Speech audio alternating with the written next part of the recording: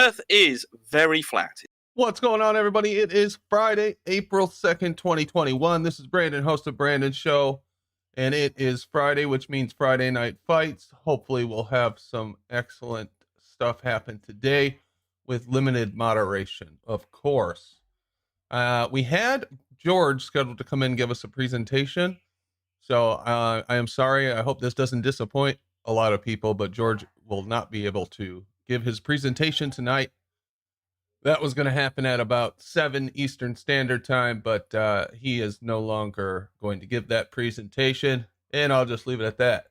So, if anybody has anything they want to discuss, come on in, and we'll see what happens tonight. Let's see who do we got out in the chat. We've got Ian Adams. What's up, Ian? Arwin, almost unbelievable, Ranty. My View 1875, page 42, Enigma, Brian Shakur. What's up, guys? I know Jaren's is going, so I'm sure there's quite a few people over there that will filter over eventually. Hope everybody's doing okay. And hopefully you guys can hear me all right. I think so. I see some thumbs up, so I imagine that you can. Everybody's got a glass of beer in front of them, or Ian does at least. Oh man, that does sound pretty good actually. But anyway, let me put the link in the chat. Not that you guys don't have it already, but just to follow my routine here, the Streamlabs link. If you want to donate via Streamlabs, you can do that, and it cuts Google out of the middle, and that's pinned on top of the messages every show. So take a look at that, and super chat as well. If you want to join the show, you can do so through Discord. Just come on in. The link is in the video description. And if that doesn't work for some reason, just ping me in the chat and I'll hook you up with a link to come on in. The Earth is very flat, says Ranty. Who is that? The Earth is very flat. Is that, what's his name?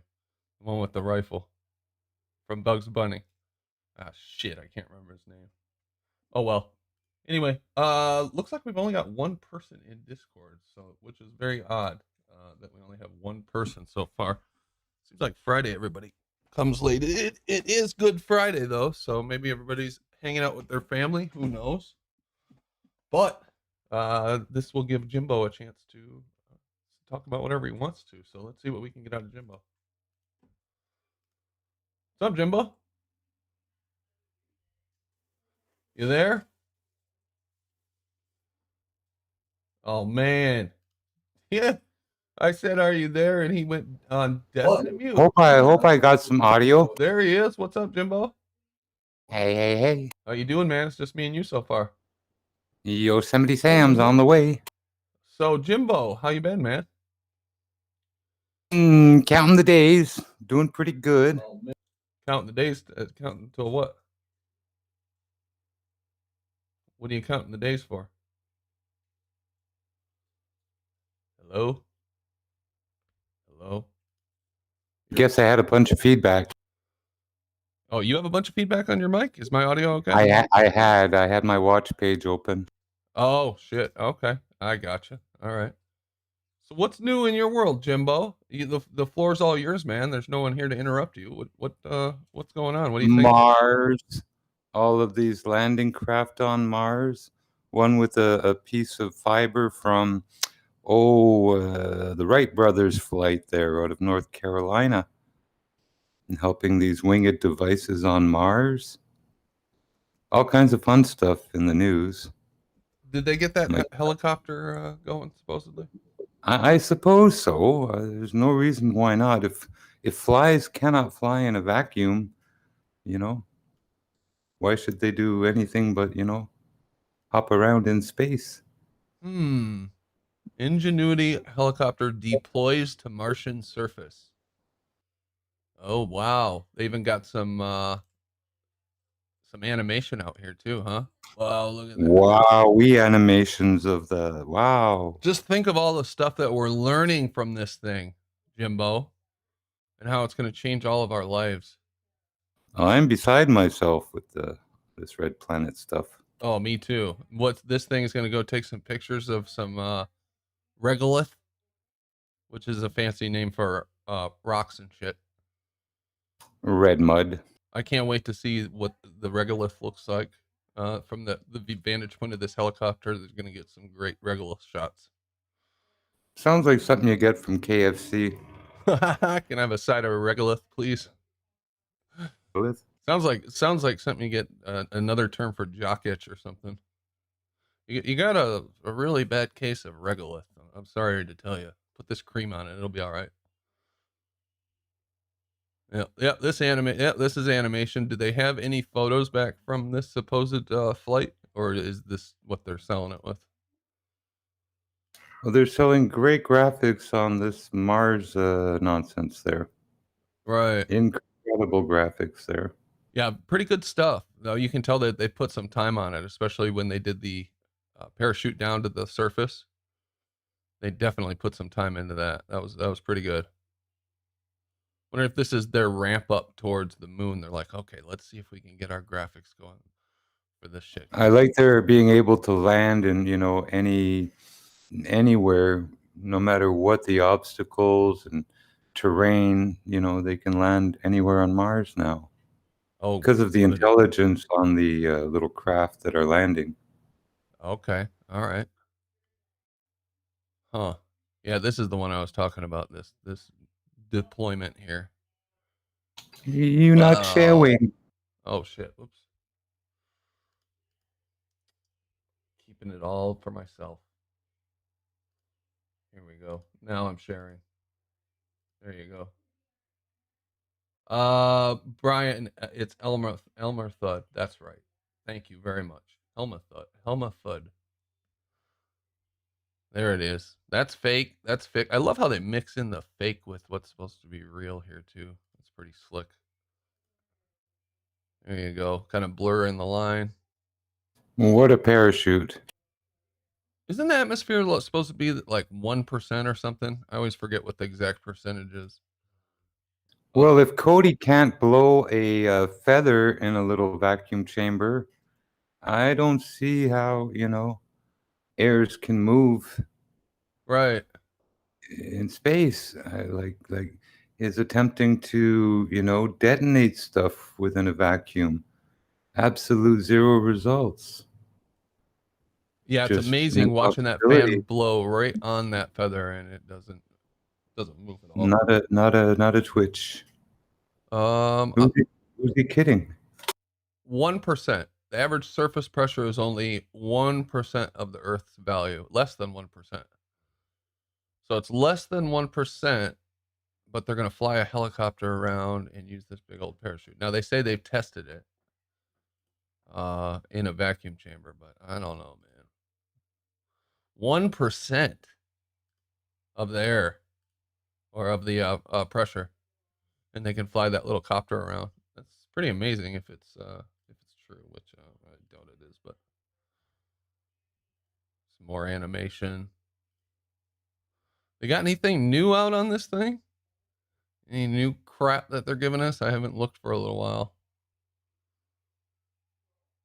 This is all old stuff.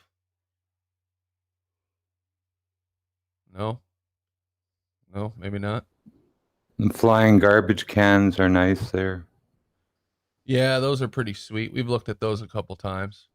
Worse than Thunderbirds, as they say. Old SpaceX one. That's a Thunderbird shot right there. Oh, definitely looks like the Thunderbird. Elon Musk is an interesting. He has a lot of pull, man. Like he tweeted about Dogecoin the other day, the cryptocurrency, and the price went up.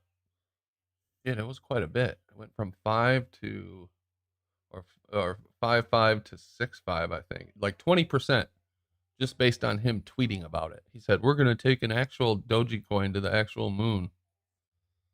Doesn't make any sense because it's a cryptocurrency. It's digital. It's fake, and their moon mission is going to be fake.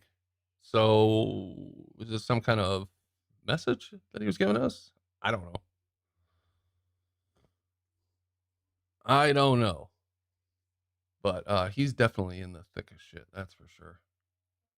Here's our Hammerhead Shark model rocket. Is this the one where they crashed? Now that just doesn't that just look fake as fuck? That just looks so fake. Let me blow it up. But there's videos out there of people supposedly filming it from like a quarter, half mile away. I mean, you can go watch these things, but I haven't looked to see, who they came from, those videos, or I haven't even really watched them. I'm just gonna only catch bits and pieces of this crap here and there when someone posts it. Yeah. Oh, there's the rocket. Wow. Neat. And the rocket's red glare, the bombs bursting in air. Jimbo, are you still into the giants and all that? Hell yeah.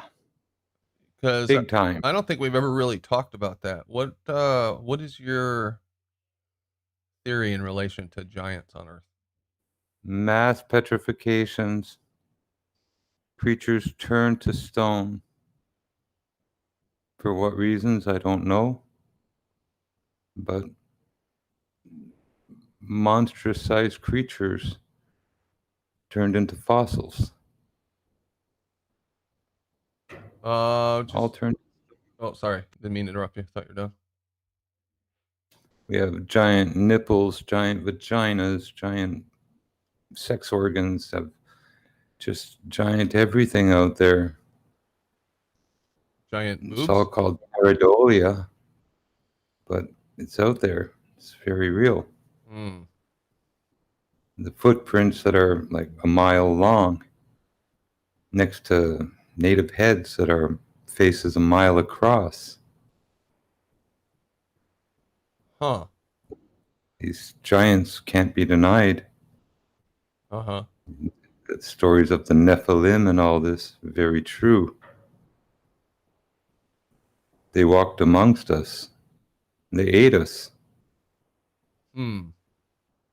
We were their food. If you look at Gargantua, the gargantuan out of France, Gargantua? ate people like they were pork balls out of a big salad bowl. What the heck are you talking about? The gargantuan. Okay. Is there a picture of this thing, or is this a myth? Yep. The pictures were often made like the gravure, which is hard wood that's carved and then inked over. Yeah. Just amazing artwork, but they wouldn't be portraying stuff like that unless it existed in their frame of view. Okay. These were giants. They were spoiled and, well, they had huge appetites. Right. They believed, I think, that eating would give them, well, eternal life or something, or inexhaustible energies. They were wrong, but they were gluttons, and they perished at their abuse. Well, that is very odd. Here, let me read something real quick. Ranty donated $10. Shout out to Bob and his 2-year wait for utter garbage data. On behalf of all flat earthers, I apologize for his misleading promises the past 2 years. Ranty Flat Earth. Was that you, Ranty? Or was that somebody spoofing your name? No. Is he in here? No? Is he still out there? Oh, shoot. Well, we'll have to wait for confirmation that that's Ranty, but I imagine it is. Yeah. Data was a bit disappointing, and there's lots of questions that are unanswered since we've gotten that data. I never thought the data was really going to answer any questions, to be honest with you. But, yeah, we'll see where that goes, if anywhere. Thank you, Ranty. Thank you for the $10. So, Gargantua, you think these stories are real stories of what happened back in the day, and they've just been played off like they're myths or whatnot, Jimbo? Yes, indeed. Huh. Okay, interesting. There's just too much evidence out there that shows these creatures were real and that they were here doing what they were doing. And every animal species, giant humans, giant elephants, giant creatures of all nature. The one that stands out is California. California was an island. Now there seems to be, well, land masses that span these expanses, and, well, Portland is created by a giant. Portland, the city? Yep. Across Portland, there's a face. The face is 230 miles across, and the right eyeball is bashed in as if by a mace or something. A creature that died in battle. They're Wow. huge. Absolutely huge. Beyond all proportion. Now, what for something like that, Jimbo? What kind of evidence is there that something like that is real? As I see Paige I in the chat saying that there's been DNA tested on some of this stuff, but for that Portland one specifically, what are you basing your opinion on? have the image of it from Google Earth, which literally you can see the head and eye and down towards the chest and stuff. Its hair makes its way to the Canadian border. Its feet are in Mexico. It's just an amazing titan, an amazing giant. And it was laid down through violence. But I can show you, you may see it, the eye caved in and stuff, and a 230 mile across head. But give me 1 minute and I'll pull it up. Yeah, show it to me. If you got something to show, go for it, man. Why not? We never talk about this stuff when you bring it up, so I'm curious to see anything. I'm open minded to anything. I think that the past is probably a lot stranger than what we've been told, in the history that we're given is bunk. So sure, I'm open to anything. Right. Oh, when we're talking about giants that actually turn into land formation, we're not actually talking about giants, which still falls under human category. We're talking about titans, before flood super giants that were probably not like flesh based. What were they based in? If they weren't, you mean that they're not like us? They were constructed of some other materials or something. I don't know. Flesh seems extremely unlikely. Sure. But yeah, they turned to stone, so they definitely they presumably had a sort of organic like system, but just different. Maybe mineral based, maybe silicon based. I don't know. Right. It's who could know? It's so long ago. So much changes throughout time. Right. Well, we've got all these weird stories, even in the religions, and just weird stories from long ago, ones that were passed down, like the Indians and in South and North America, and I'm sure that indigenous people everywhere have these really weird stories that they pass around. And I sometimes wonder, we look at these stories and we go, "Oh, those people are just making shit up. They're just telling stories, or they're that was their religion or whatever." And I don't know. Maybe some of these stories are true, these weird things, and there was no written record of them or anything, so they passed them down by word. And if you're not around to see something so bizarre like that, how the heck Like are you like ever what? going to believe it? It's going to become a time when you think, oh, that's just a legend. Oh, But can you give an example? Are you talking about mythologies and how giants keep appearing in there? yeah, that'd be one example. One story that always comes to mind is, I can't remember which indigenous people it is, but I think it's like South or North America, have this story about there being two sons, and one son got away and someone had to go corral the son and bring it back. I don't remember the specifics, but I always thought, well, maybe that something could happen like that. They just didn't understand what they were seeing, or we don't understand what they're saying. when they're talking about that, but they actually are talking about something that happened. Well, when they're going to refer to celestial bodies, it's very likely to be more metaphorical. Yeah, possibly. Unless there's like specific signs within the story that indicate some kind of celestial type phenomena.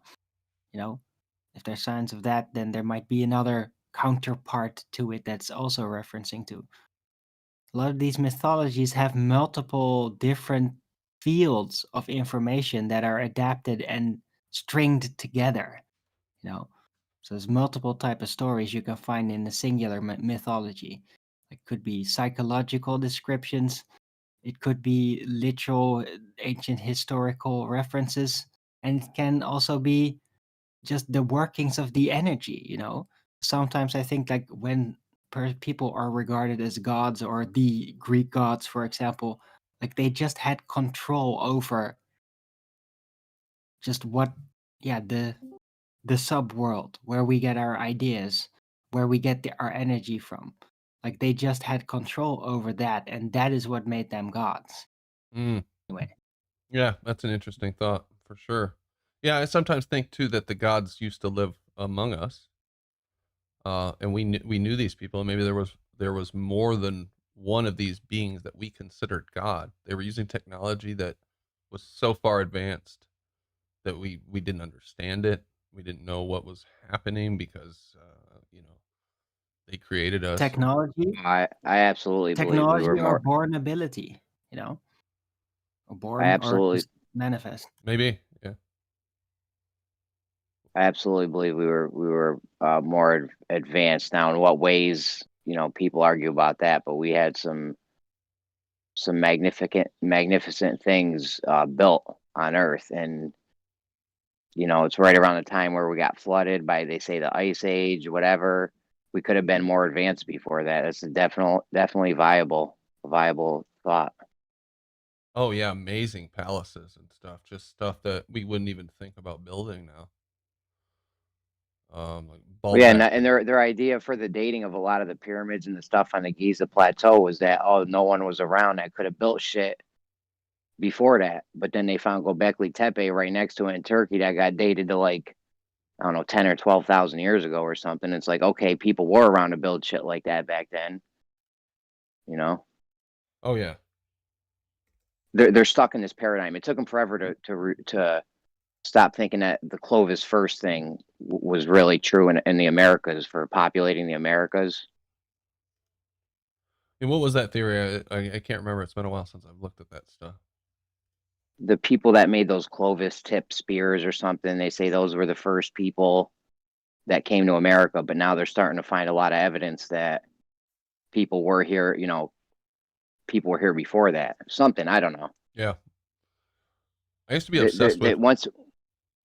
Once they get stuck in a paradigm, it's hard to change it. People need to die. Like the people that believe that paradigm need to die off in order to change the paradigm. Even if they base the paradigm on very slim information or very, very insignificant amounts of data, once it gets rooted in that study, then it seems like it becomes part of the base, and they build from that. And then you come along and expose something else, really tough to overturn or change their mind. But yeah, there's some amazing shit on Earth. There's ruins like these all over the place. There was a YouTube channel, I think it was called New Earth. You guys remember that one? She's probably still doing videos. Yeah, yeah. Well, New Earth, lots of video about. They call it monoliths, basically monolithic structures, because of their distinct giant rocks that are used, or just bizarre ways of cut rock, all that. Monolithic Even structures. There's lots of them. even And the they ones get that pulled over too. even the ones at Göbekli Tepe it wasn't just cavemen carving into stone. It was done in high relief, which means they carved the shit away from like they wanted to leave a bird in the rock. They carved the stone away and left the bird, as opposed to just carving a bird in the stone. You know what I mean? Yeah. That's pretty advanced. way of doing things. Normally you would just think, oh, I'm gonna just carve a bird into this stone. Right. Oh, I'm playing something on the screen right now. It's pretty damn cool. It's like a relief. So when you look at it from different directions, it looks like it's following you. You see that? Oh, that is cool. Um, What is that? it's a carving. It's like carved into stone, it looks like. I don't know what she's Right. saying. It's an inverse relief, or how do you call that? Pretty neat. Pretty neat. Yeah. That's crazy. Yeah, my grandma used to have a picture of Jesus on the wall that would do that. Fucking creepy as fuck. Oh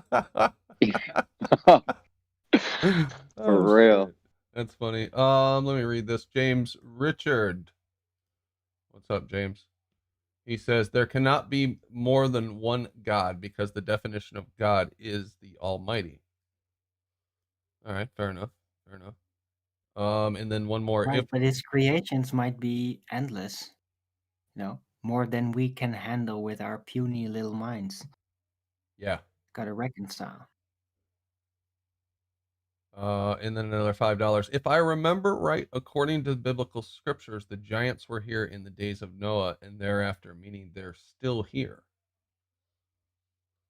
I literally was looking at this thing just real quick. I don't know if it was on TikTok or what last night, but the guy was making a case for some of the mountains being tree stumps. Have you seen anything about that?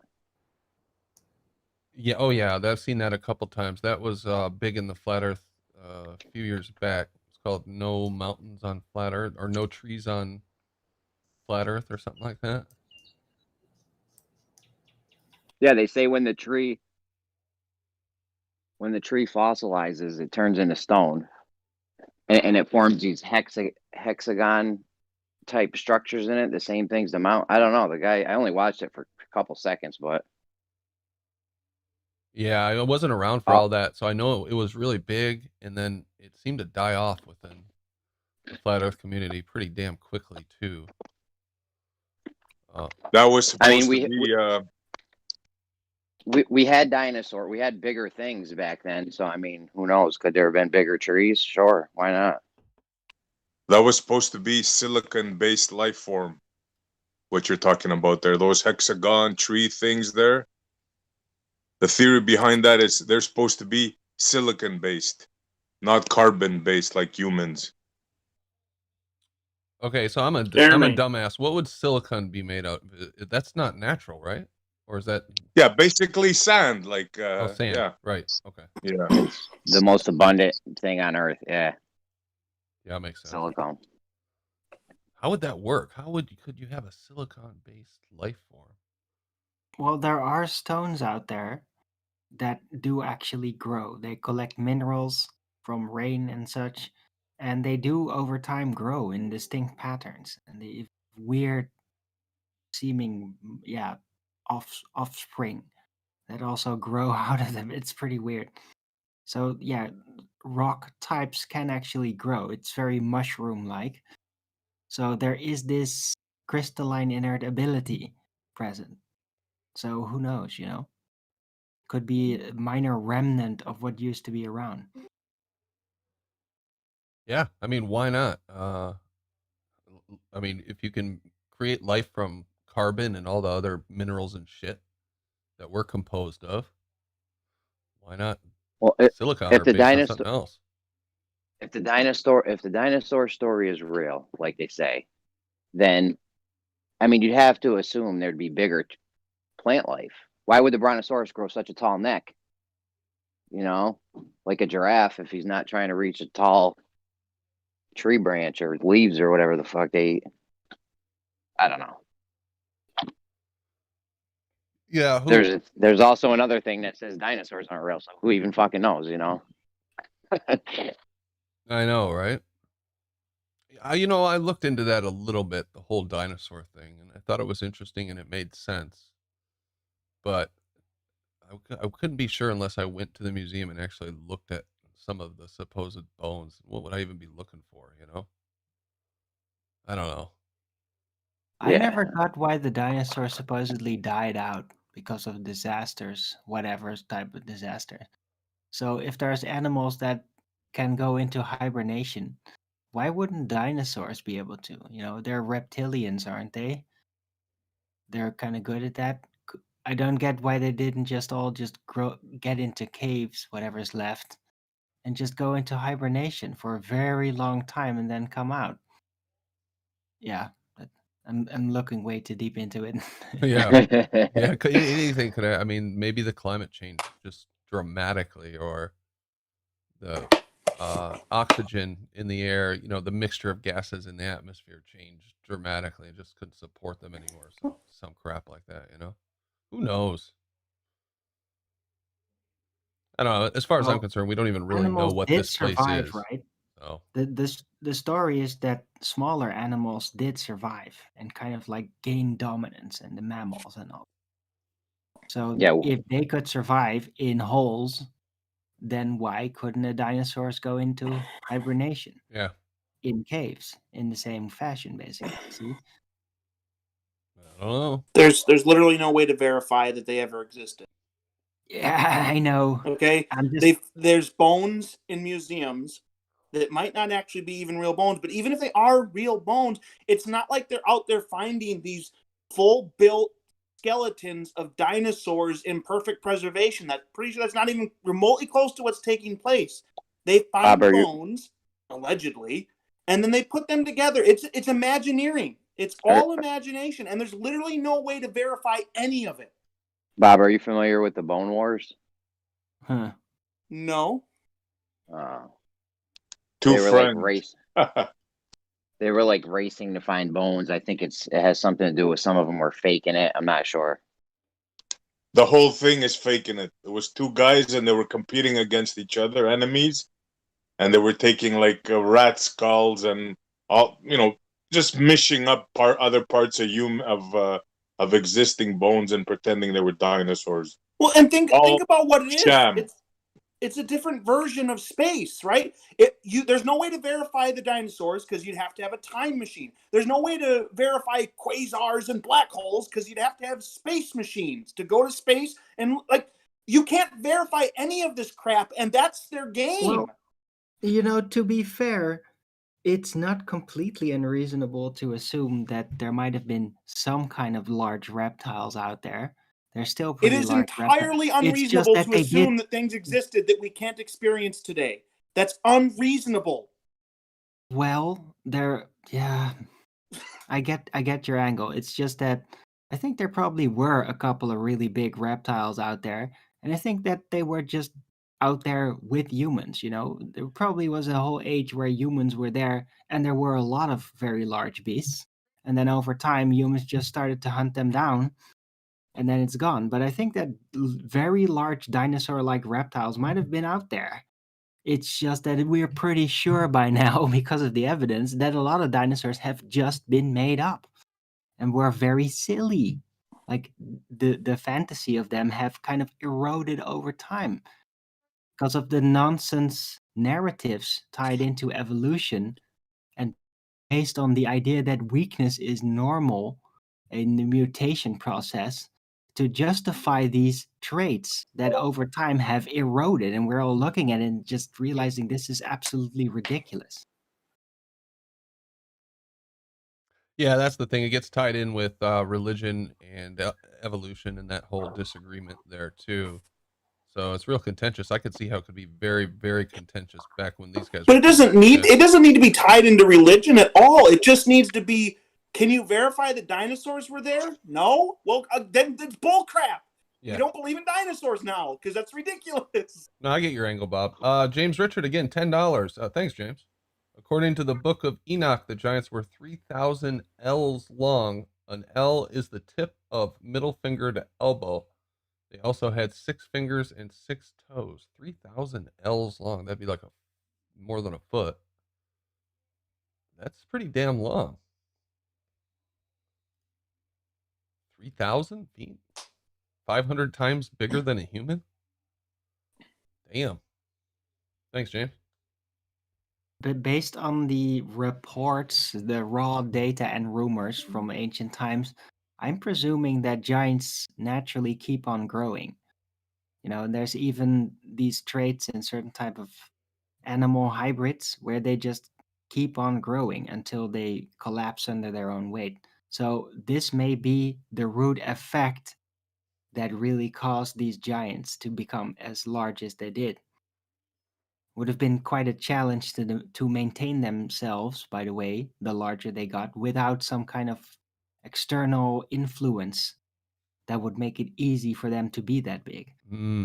Interesting. Yeah, I've And heard that before too. that's where I base my theory on, that during Atlantean times there were just very large giants and they were incorporated within society and they were maintained through pyramids.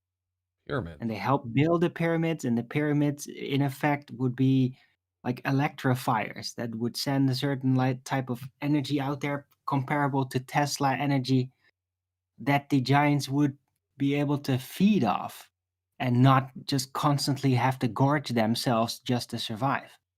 And then when the flood happened, the pyramids were all disrupted. That's when the giants started to eat one another, just like in the Bible story. Remember? Well, that's a interesting angle there, Arwen. So you're imagining kind of like a whole different setup to how life on Earth was kind of maintained with these bigger creatures. That's interesting. Right, during that period. Yeah. But this is Atlantean time. Okay. Yeah, You know, who knows? James like Richard. Atlantis spreading the entire Earth pretty much, big society, perhaps flying vehicles as well. Yeah, I mean, really, no way to know. I gotta agree with Bob. No way to know, but it sure is fun to think about. That's for sure. James Richard, $5 again. Thanks, James. Very generous tonight. The Book of Enoch also states that giants cut down all the giant trees.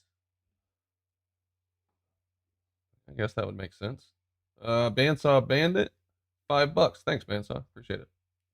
All right, mate. Happy Easter. Thanks, man. Happy Easter to you too. Yeah, happy Good Friday to everybody out there, and happy Easter this weekend. All right, so what's going on? We've just kind of been kicking around this giants and wandering all over the place. Who wants to fight about something? Anybody pissed off about anything this week? I want to pick up Bob on something. He said because we can't see something now and can't verify it, it's unreasonable to think that it didn't exist. Well, we've seen fossils, right? In rocks and stuff of fish or little animals and stuff like that aren't around now, right? We see evidence of that. I'm not saying that they're dinosaurs, but we've seen evidence of stuff that isn't around now. So it's not really unreasonable. Yes, I've seen them. Yeah. Okay. Definitely. Okay, but do we? Do we what?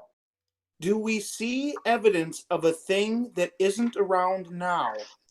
I have seen what they call fossils in rocks that aren't around now. Yes, okay. I have. Okay. How far deep into the ocean have you personally gone?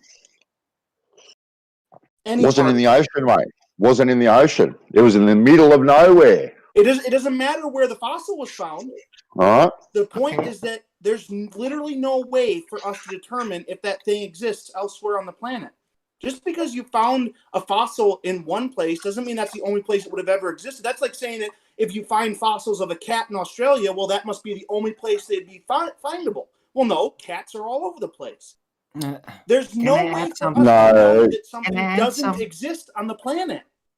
Can I add something to that? The problem with fossils is that once it's fossilized, you can't really tell how old it is and exactly how it came to become fossilized, like in that condition, how long it took, because fossilization can happen pretty rapidly.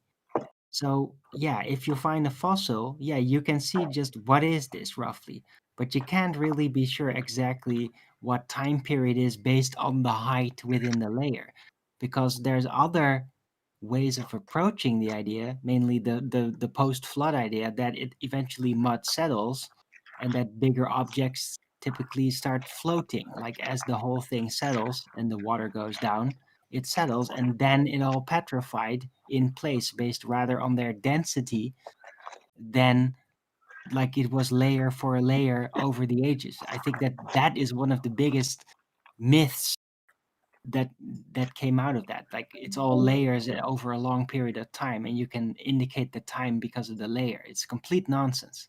Oh yeah, I would agree with that, Arwen. I'm not saying what I've seen is millions and millions of years old. I'm just saying I've seen what they refer to as fossils that are some crazy shapes, has some crazy things off them that aren't around now. Now they may be one day old, 100 years old, 1,000 years old. I don't know, but I'm not suggesting that they're millions and millions of years old. All right. I didn't. It wasn't an attack on you. You just No, I know. brought it up. Yeah, I thought that was a good thing to. Yeah.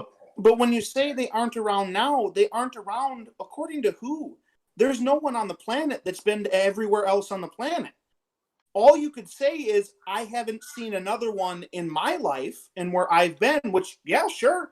I mean, that's fine. And that's what you got to work with, is what you know or what you've experienced. But to make the broad claim that they don't exist anywhere on the planet, that's, I mean, there's literally no way for us as humans to know that. We cannot see the entire planet. No one has gone even on the land parts to every spot on Earth, let alone whatever's underneath the water. See, Right. that's as silly as saying I haven't been to China, so China doesn't exist. But other people No. have been to China, No, it's not. and they tell me, yes, it is. No, In it's my not. opinion, it is. Wait. But there is a So record. there's no extinct animals? I mean, come on. But there is a record. You know, back in the day when the fossil theory came about with evolution and all, look at how many creatures were presumed to be ancient on the ancient chart. And then it's like, oh, wait, we found them. They're right here, alive and procreating. So many times with a lot of bizarre sea creatures, especially. You know, a lot of creatures Bandsaw, you're thought using to the be opposite extinct and part of in ancient that. times were just found alive. I'm saying it's possible it could exist. You're saying it absolutely doesn't. So you're using the opposite logic in your analogy. So it's not like saying China doesn't exist. It's like saying China possibly could exist. I'm pretty sure China exists. Yeah, no kidding. And Yeah. I'm pretty sure that the animals that we find fossils of either still exist or they're made up. Yeah, we'll agree to disagree So Bob, there on that one. I mean, you seem to be taking an argument like there could be Dinosaur Island out in the middle of the Pacific, so we can't say that there's not dinosaurs around anymore.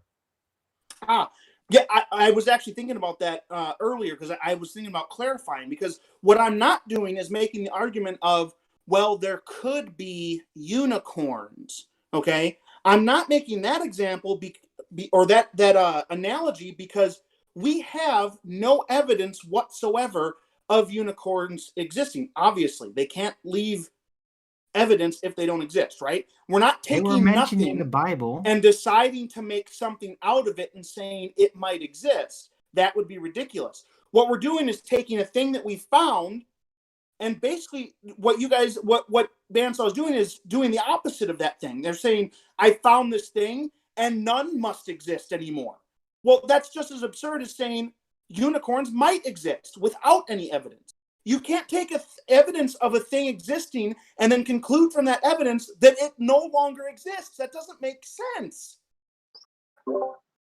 Yeah, sometimes I go with what the so-called experts say sometimes, Bob. Oh yeah, I mean, I that's fine if you want don't to. disbelieve everyone for the sake of because I haven't seen it with my own eyes. I don't take that approach with everything. No, but this can't be about that, because you can't see non-existence with your own eyes. What I'm saying is to assume that it doesn't exist, it doesn't make good sense, because you've never experienced a thing existing and then suddenly not existing anymore. That hasn't happened to you. I don't know. Let me bring something up. I'm gonna resurrect something Ranty said a little bit ago in a Streamlabs that he sent. Ranty donated $10. He said, shout out to Bob and his 2-year wait for utter garbage data. On behalf of all flat earthers, I apologize for his misleading promises the past 2 years. Ranty Flat Earth.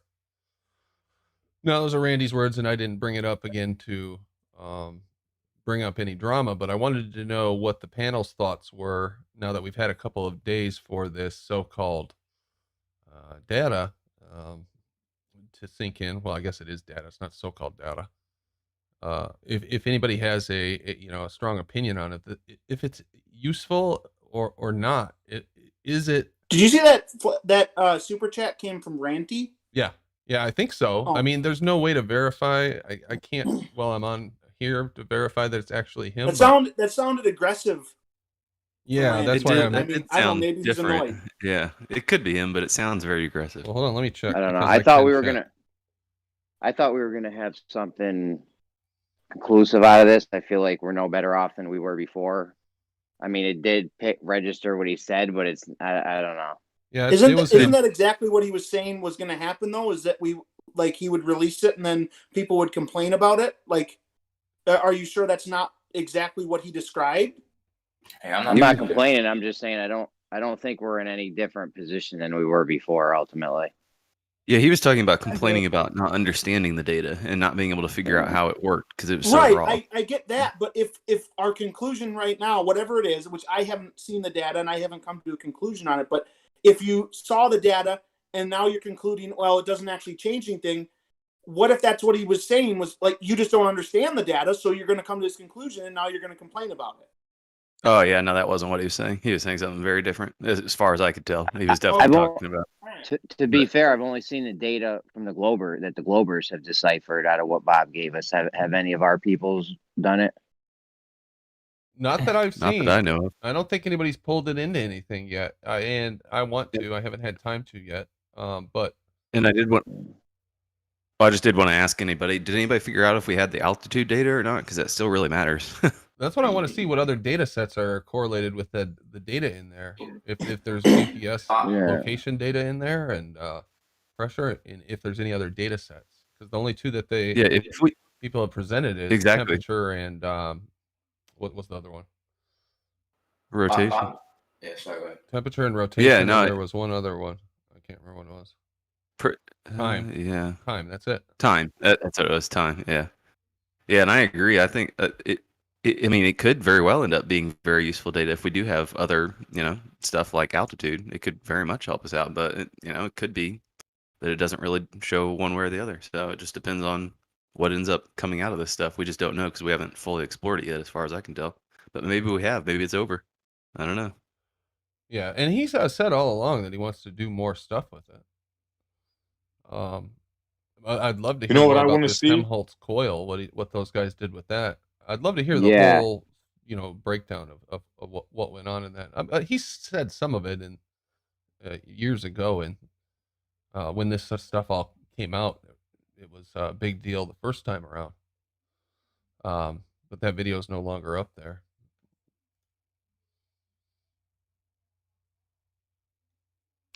I want to see a mechanical gyroscope alongside of one of those. And I want to see them correlate. I want to see the same readings. I bet you we won't. Yeah. I was going to say something. I missed the past 20 seconds, though, so I'm not sure where you guys left off. Just go ahead, whatever you want. What do you got? Yeah, we're still talking about the same thing. Well, I know that Bob Nodell, he did describe the altitudes, and through elimination, you can tell which locations were towards which data sets. So it does seem that way. Yeah. Yeah. Regardless of that, I just want to say something about what the last guy was arguing with Bandsaw about. It goes back to actually the Black Swan argument, which was misplaced by QE, I think. But the real Black Swan argument is about falsification, falsifiability, and the claim that that I have a fossil of this animal and the claim being there is no more of these animals, is an actual correct way of doing science, because it can be falsified. So you can falsify it when you eventually find one, but to hold that claim at present time is completely sound science. So, according to, again, Karl Popper, Which are Well, natural let me observer? back Which are up Since natural Bob when do here observers? you for a second, understand the if I black may, swan? Hold on a because second. they thought that there's a certain fish was extinct, right? For a long time. What was it? I forget the name of it. Anyways, long story short, The they found coelacanth. this. Yeah, coelacanth. That's right. Thank you. And they found this fish. All right. So If he thinks, Okay. first of all, I want to point something out. The ridiculousness of the argument doesn't enter in at the point of saying that there could be some that exists somewhere on the planet. Okay, and this might be one of the tricks that they try to pull. The ridiculousness is finding a thing and saying it's a fossil of a thing that no longer exists. That's the ridiculous part. You just found evidence of something. You interpret it as an animal that you literally have never experienced based on nothing other than the thing that you found. And then you decide that those things that you can't prove ever existed no longer exist. That's the ridiculousness. If you agree that the animal once existed because of the thing you found, then it's absolutely senseless and absurd to assume that they no longer exist. The smart thing to do would be to find that fossil and say, this looks like it might have been an animal, but I have no way to prove it, and it would be ridiculous to think it's an animal without ever seeing one. yeah, that would be kind of Okay. boring. Like, that's you found bones, overstretching you it on said, the I other don't know if side, this is Bob. an animal. Yeah, not living in pretend land might be kind of boring to some people. I understand that. I mean, you're stuck. Like, you find a bunch of evidence and you say, well, this evidence can't be used because this animal is no longer alive. This is not an animal. I can't claim it's an animal. You still It's not exactly. boring. Yes. So That what would is be your good science. alternative idea missing then out, of you're how missing out it on came to be? information. You're muddying the waters, Bob. You're not Have you making a seen these giant fossils? jump They're of pretty logic detailed. with nothing Bob, to back hold it on, up. hold on, Oh, bro. no. Don't rush. These fossils, if you look at them, I've seen them myself with my own eyes. I opened up shale and I've seen fossils. They're pretty detailed. There's no question that those things were living life forms, Bob. It's Okay, not but hard to draw that that's conclusion. only one part of it. What you're Yeah. doing now is taking what you call evidence of an animal that you now agree existed and assuming from a thing that you found that there's no more in existence. No, I'm backing you up on that part. You're going too far to the left on one side. You're right on one side, but you're wrong on the other. That's what I'm trying to tell you. What I was addressing was his claim that that's the logical argument as to, since you've never seen them, then they must not exist anymore. No, it's if you've never seen them, they didn't exist in the first place until you have something to actually prove that they did, which you can't do if they no longer exist. Yeah, but you're saying that the fossils that we find, you're not believing that they could have been living, right? Is that what you said? I'm not saying that they couldn't have. What I'm saying is it would be absurd to assume that they did and then move forward with that assumption that it's just automatically true. Yeah, just don't No, have it it's as the not. default position. No, it's Yeah, not. yeah, okay, right. What else will it be then? If not a It'll be living you thing? found You a might be rock with a wrong pretty about shape what in it it. That's was, what it'll be. but it would have been alive. How else did it come to be Says like you, that? based on what? You've never seen one, and you're claiming they don't exist anymore. How convenient. So what would it Because of features that remain even when things get Oh, petrified. because That's of why. features. You mean things that your brain automatically puts there, like whenever you look at objects and it wants to make a face That's out of what it? happens when you start to basically cut them open and figure out what is the inner autonomy. That's how you know was once a living thing. No, that's not how you know. Yes, You that's know how something's you a do that. living thing by seeing it be alive. That's how you determine if a thing lived or not. No, that's incorrect. No, it's not. Because, yes, it is. Just because you can't see it alive doesn't mean it wasn't alive. You're going way too far to one No. side. That is Yeah. absolutely how you know things are alive, is if you've seen one alive before. Name Listen, one we thing should all that you've seen not alive that you know for sure was alive at some point. listen. My We should all be grandpa. Well, attacking. on by that train of thought, how would you know if anything alive actually? How would that make that thing that before you didn't know could have been alive? How would that make it What the alive? fuck? You don't We should even be. know. It's I don't know what you just solipsism. asked. Is anybody else here, Jeremy? By chance, just wanted to know. Yo, we should all be attacking Coach Hub right now because he said this nonsense was science. Go for it, Jeremy. Lead the way. Buddy? Then we have a question. What is science? Science is not a person. Good luck. There we go. John's gonna clear it all up for us. Go ahead. So John. I told But you. I can address what Falsifiability. Brandon said though. Wait, hold on, man. I'm gonna make my argument clear. Falsifiability is science. If you can create something that's falsifiable, you can be doing science. If it's not falsifiable, then that's pseudoscience. This is where the terms came from. So the fact that you're making a claim, I found an animal, I found a bone, this animal maybe had these features, this animal does not exist anymore. That's a perfectly good hypothesis, and you have evidence for that hypothesis. And until you find the animal still alive somewhere, that claim can stand. Okay, then I So can it's- find a rock that's shaped just right and say, oh, this was a unicorn horn. They don't exist anymore, but it's a good hypothesis until we find No, them. it's They're not. just extinct. No, it's Just what, a it's horn what's is not in, a hypothesis-worthy thing. it's what's just a horn. in that rock, Bob. What I'm do you not mean saying what's in it? It's a I'm not saying I see a rock and it looks like a unicorn, right? And unicorns aren't an animal, and it's a fossil of a unicorn. I'm saying what was inside, the remnants. All right, Have you can ever see the seen a skeletal fossil, Bob? structure. Sorry, Bandy. Have you ever seen a fossil, Bob? I have seen things that have claimed to be called fossils. Have you seen how Wow, detailed they the are? conspiracy of fossilization. Oh, yeah, you things fossilize. It happens. Everybody. Yeah, I don't believe that things are fossilized just because they're put in front of my face and someone says they're a fossil. I don't just buy that. Okay, then. Yeah, maybe you just believe everything someone tells you. That's up to you.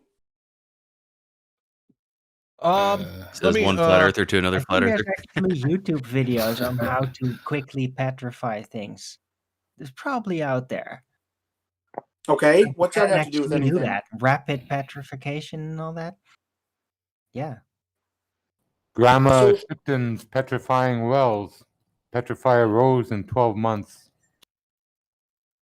Generally, anytime something dies in, say, like ice or mud or swamp, or oil of some kind, this is a way where the body can be preserved and not going to be deteriorated by the weather. And over time, those things, can become implanted in the rocks to leave a signature. Okay, I didn't say they couldn't. That's what fossils. That's how they're formed. Yeah. Yeah, I didn't say that they couldn't. Someone asked me if I had ever seen a fossil.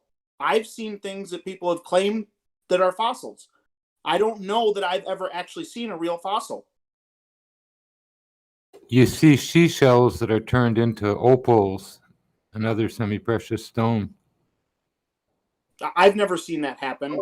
Beautiful. What's your stuff. definition of Hundreds of fossil, Bob? examples. What's your What's that? definition of a fossil? What's your definition of a fossil? If you say that you haven't seen one, what's your actual definition of a fossil? It would be the preserved like body or I guess skeleton. I guess I don't really have a detailed explanation of what the thing is, but a preserved portion of an animal in like stone or something stone-like. And you've never seen one of these? Like I said, I don't know for sure that I have seen one. I've seen ones like if a teacher brings in something and says, "Oh, this is a fossil." They could have told me that in elementary school, and at the time, as a child, I probably did believe them. But I don't know of any time right now for sure that I've seen a real fossil.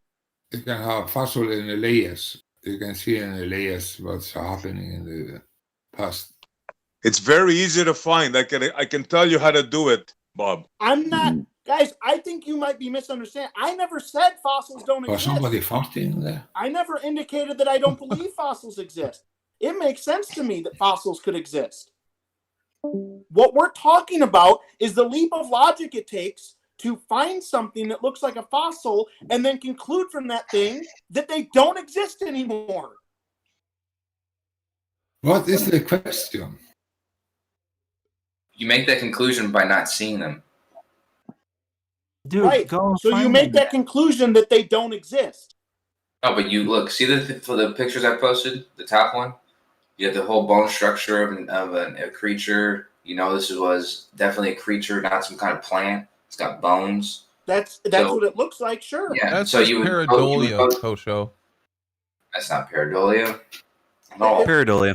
That Yep. looks No, like this it got could be bone a structure. turtle or a lizard. It's or silly. any It's silly. number Silly to of say that. things. Well, you just that's just what you see. That's all. It's like Mars. That's just what you see. It's got complete bone structure. It's like looking at a skeleton and saying it's pareidolia because it's the exact frame of a skeleton.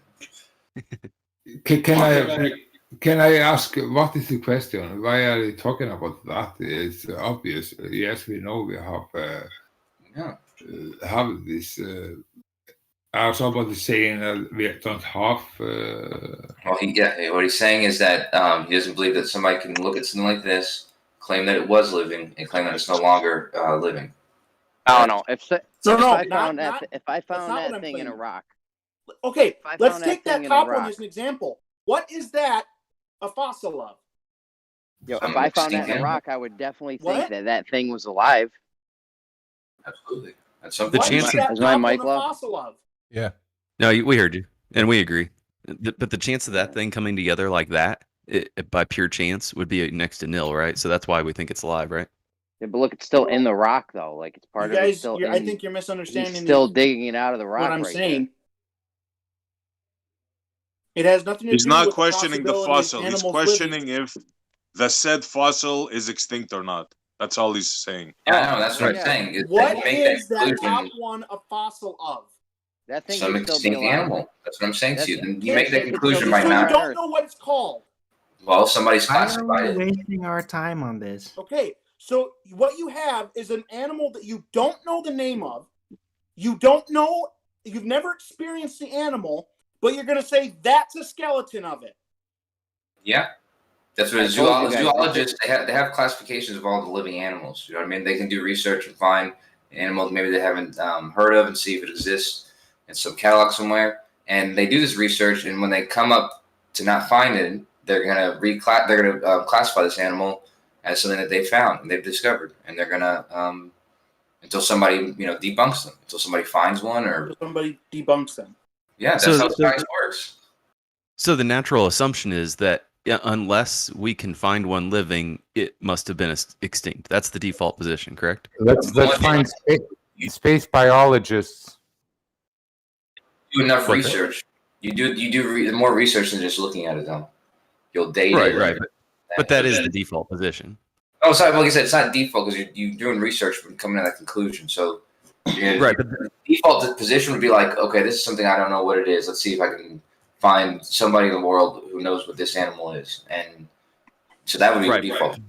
Okay, so I guess I'm saying the default position after you've looked at it to see if it matches anything else on Earth. The default position would be, since it doesn't match, it must have been an extinct animal until we can find a match, correct? Yeah, you would start probably identifying it, like I said, aging it, and maybe seeing what family of animal it might be in, and then through that, you would start identifying it. Okay, yeah, we're on the same page. We can say it's a reality, and we cannot say anything against it. I think we are all agree. They're all ugly. Is that what you said, John? No, all agree. Agree. Agree. Oh, yeah. Gotcha. Okay. It's kind of ugly though. It did sound like ugly, right? Yeah. I bet you can. One ugly dog right there. James Richard, $5. Arwen the unicorn within Arwen the unicorn. I read that completely wrong. Hold on a minute. Arwen, the unicorn within the Bible is a rhino. There was one with two horns, one with one horn. If you look at the originals of unicorn, it's a rhino. I like Arwen the Unicorn. That's beautiful. I disagree. Oh, That's good. I sent you a DM, my man. The picture you asked for. I can't do it tonight. Maybe next week's gonna be tough too. maybe you should change your name to that now. Arwen. Listen, nobody here No. has I agree. ever No, he says experienced no. an animal stopping existing. So for anyone to just buy that happens unquestionably is absurd. Did it once more? I said nobody here has ever experienced an animal just not existing anymore. So to buy that happens with unquestioning is just absurd. There's plenty of animals. I mean, there's plenty of animals. The school that I went to, we have dire wolf skulls from back about 10,000 years ago. But there's animals that were alive in our lifetime that don't exist anymore. Yeah, but for birds in North that now is out. Everybody knows it's called for Geelvogel. What I'm not saying So- is that it's impossible for human beings to claim that things don't exist anymore. I'm definitely not saying that. There is many animals that has died, and You think woolly mammals, elephants still exist? Mammoth. I've never seen evidence that would point to the fact that woolly mammoths ever existed. Sean G. He's a guy in the community. Nothing verifiable, that is. okay, We have actually claims, found- just he's- like with dinosaurs, that these giant lizards existed. We have claims that giant hairy elephants existed too. Sean G. Actually, he's a surveyor, construction of some kind, but he works over in the Western United States. He says that he had been on a site where they found a woolly mammoth, and I don't know. Good how for him. it was. Yeah, so I mean, That doesn't help me. Hey, Bob. So this is the first word that comes to mind sometimes with some of your arguments is solipsism, but I know it's not quite the right word. Yeah. What would you categorize your general philosophy as? Here, I'm going to Google that word. Solipsism. Solipsism. Just the brain in a vat type thing. Solipsism? Yeah. The view or theory that It the could self be that is nothing all that exists. we can be known to exist. No, that's not true. Okay. Why not? How does that Because not match your? basically anything. You have to divide what exists and what exists in reality. Okay, so for example, Mickey Mouse exists. He exists in our heads. He exists on paper. He exists in movies. Okay, he does exist, but he's not real. He's not in our reality. He's in our imaginations. He's in our paper, in our movies. Okay, How do you know you if exist? you're talking about exist as real, that's not the same thing actually. But that's because you define it that way. How do you know you even exist? You don't.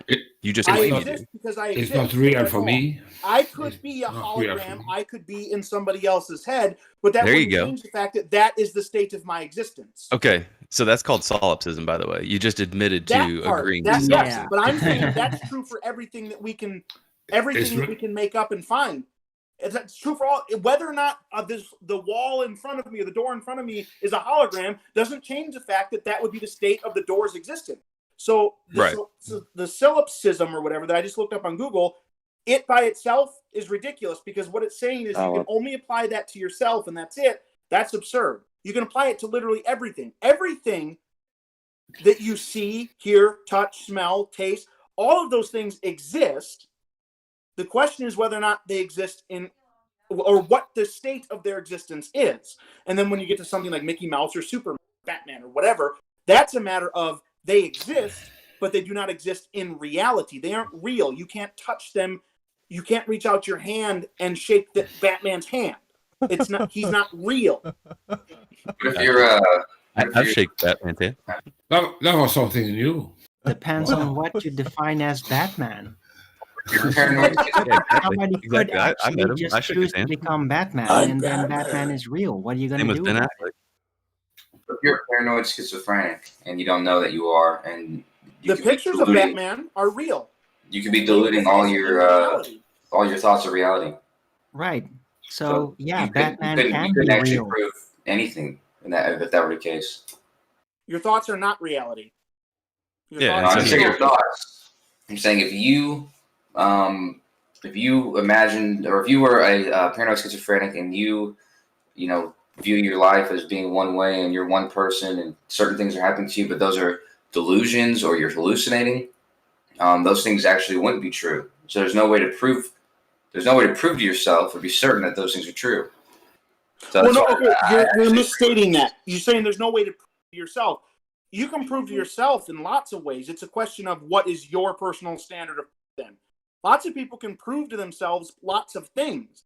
But now you're talking about someone convincing themselves that a thing is true. There's no accounting for, well, I guess you might call it personal taste, but somebody could convince themselves that they're a bunny. They could. There's people out there that are convincing. There was a story about a guy, a grown man, convincing himself, or at least pretending to have convinced himself, that he was a little girl. Okay? People can do that. right. What's So your point?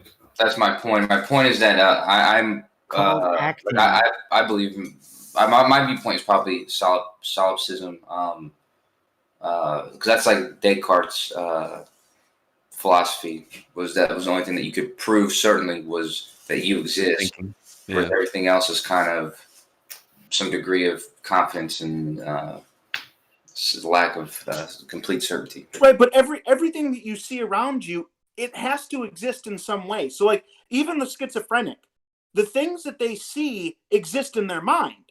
They don't exist in reality, but they do exist in their mind. But what makes their mind real?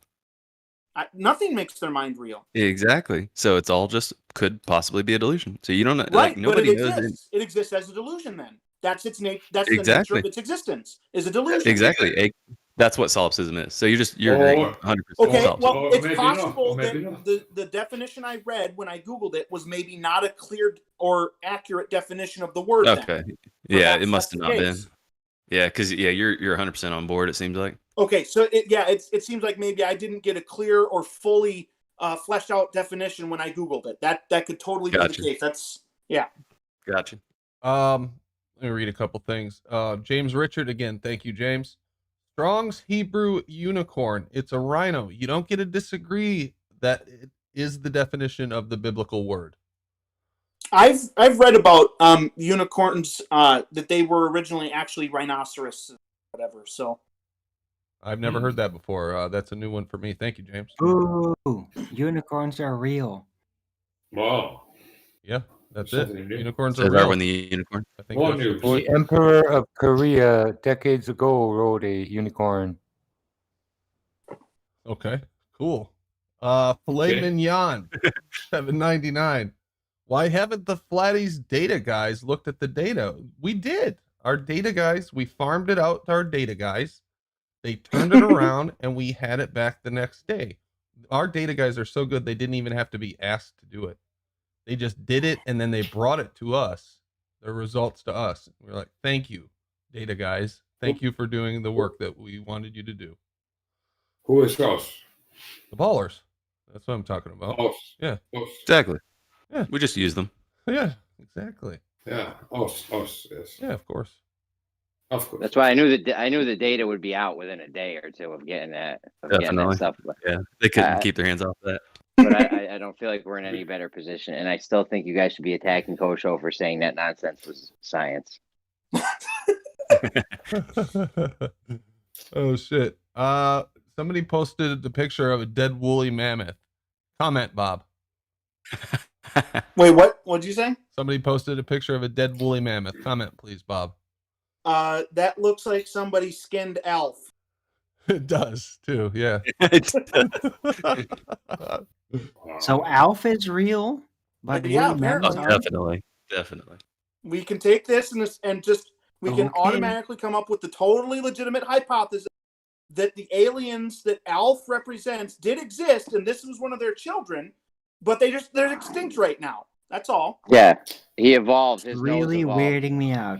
Okay, what can we say? Evolved into having a Apparently, tusk. that's a totally legitimate hypothesis based on this picture that I see No, here. you're starting to sound a little psychotic. Yeah, no kidding. What do you mean by Imagine starting that. to? What do you mean by starting even to? Arwen is disagreeing with you. That's got to say something. It's long over it was. I mean, you're too far out there for all the other flat earthers. Oh shit. Hey, if Arwen disagrees with me on something, I think I would consider that a boon. Really? Really? Is a boon a good thing or a bad thing? I always forget. That's a good thing. Okay. It's a sexual thing. Sexual thing, maybe. Wait, what? No, what? Took a turn. I'm just asking you questions. Hello. Thanks, John. A boon is like a good luck charm. No, it's like the reward for your.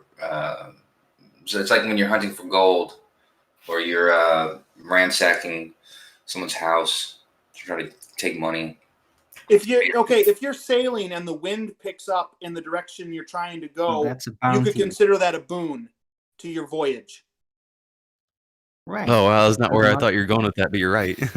Yeah, I thought you were going to say you could move the boom. to get the boom. That's the way I was using it. Was if Arwen disagrees with me on something, I would consider that a boon, a positive. Okay, it's a sexual thing that. Okay, whatever, man. Disagree with me. I don't care. It's also a Victorian expression to have a boon companion.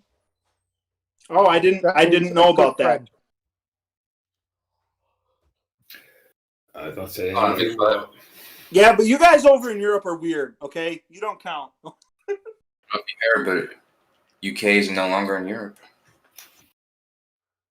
Have you been there?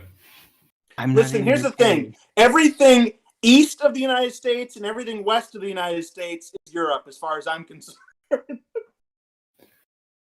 It's well known in Americans. They are never traveling. No. Why bother with geography when I can just have America and then not America? Fucking world. They think the whole America is the world, and that's it. They don't have to know anything more. Or know what it's other countries. That's right. You're either United States of America or you're not United States of America. The end of geography. Yeah, it's the end of everything. If anything even else exists, right, Bob? That's right. Really, many of them. Listen, okay. I mean, he's what's his face says that he's French, but I mean, or French Canadian. But does Canada really exist? I mean, I'm just asking. You're such a solipsist. Hey, Jeremy, did you want me to post those pictures for you? I went ahead and. It's your argument. You post it. You're the one who told me to make it because you wanted to argue it. I was going to ask. I wasn't going to argue. I was going to ask how we could explain it. All right. Well, then post it up. Post it up. See what they got for you. Oh, you got a presentation? Is this like a thing you guys worked on together, Jeremy and Kosho? Well, he asked me to do this for him. I don't know what it was for. It's like a Fight Club thing here, huh? You guys are. I think 2 shows ago, I talked to him before the show, and I brought this up, and he didn't have a response for it. He said, "Yeah, that is bizarre," and he probably thought it was a good idea to see what other people think of it. Okay. There's multiple reification fallacies involved with this, but I think we were just describing, as a disclaimer. I have got, which one is the first one? The red ball or the concentric circles? Yeah, so those concentric circles, the red one is the equator, and the blue ones are the tropics. And you really could use any lines. But we were just discussing how, like on the Earth, for example, if you pick some arbitrary center point, like the North Pole, you make a circle around it at some distance, and you move a little bit further away, and you make another circle around it at that distance, and then move a little bit farther away and do a circle around it at that distance. And you should, if it's only if it's a flat surface, Oh, I'm sorry. The only case a flat surface would be able to do is if those circles got bigger and bigger and bigger as you went outwards. On a sphere, you could have it to where you want one size and one size bigger, and then as you get further away, you actually want one size smaller than even the middle, which again is not possible on a any kind of flat plane. And I was talking to Jeremy, and this is what we observe on Earth. So that's the speed of the sun. That's the distance around which it travels. So yeah, that's about it. Fine. Okay, you changed the argument a little bit, but it's essentially the same thing. The speed of the sun, the subsolar point, is going around at a certain speed. And wouldn't it just make sense if it was the sun moving and not the Earth? Well, it's not about the sun. It's not about, even if you make it so the sun's moving and not the Earth, it wouldn't matter, because what we're talking about is the subsolar point. So that's a good point that Jeremy brought it up. Subsolar point is the position, a single position where the sun is directly right above you, and it's that position that we're measuring the speed of. So that speed that we're written all over there, that's the speed at which the sun travels when it's over those circles. So, Kosho, you Well, guys have brought this up to me a couple times in Gems before, and the last time I went and I tried to confirm the speed of the sun over parts of South America, and it was inconclusive. I mean, it moves so quickly across South America. Yes. So, Yes. do you have observations of the sun moving over that what would be that larger circle over South America or say Africa that falsify that the sun is moving at 1,300 miles per hour? Yeah, I think so. Let me see if I can. I think I saved it in my folder. But yeah, I was showing this to somebody not that long ago. Good call. So the sun is moving at different speeds. Yes, I could have made that argument better. Oh, my bad. There is measurement in the south circle of the sun circle pattern in the south. The sun is going faster there. Yes, that is measurement. Yes. Huh? The sun is going faster in the south circle of the known Earth. Yeah, it would have to keep its 24-hour, 15 degrees an hour yes cycle.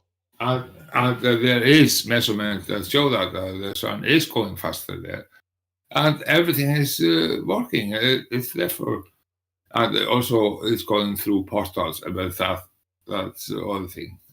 Portals. Portals, yes. Do you have any evidence of these portals, John? I have to ask. No, it's one-dimensional. It's just electronic, and we are in 3D, so it's a lot of understanding. I have got through it. I understand that, but I know it's very difficult for people to understand what I'm saying. But the sun is not of gases or something like that. The sun is of electronic phenomena. All right. Mic check, mic check. What's going on, everyone? What's up, Matrix? What's up, Matrix? Welcome in. But I'm saying is going in pattern and different speed is going in more speed in south and also going through portals to take pattern of the number of 8. Are you following me? Like I could see them. Oh, my bad. I thought you were done, John. Go ahead. Finish. Yeah, it's okay. It should be dynamic. Everybody can talk together, I think. Yeah, we got you. No, it's a good point. So we can say that they hit land, in the where they claim how the southern hemisphere is, but changing the speed of the sun would be tough. Yeah, I think the sun is higher up there in the south, and it's taking the 8th path. But in the south is all around, so it's also down. It's high up. So these areas are very, very different and all around. Normally, I can It's not Normally, the I same. It's not the same thing happening all around.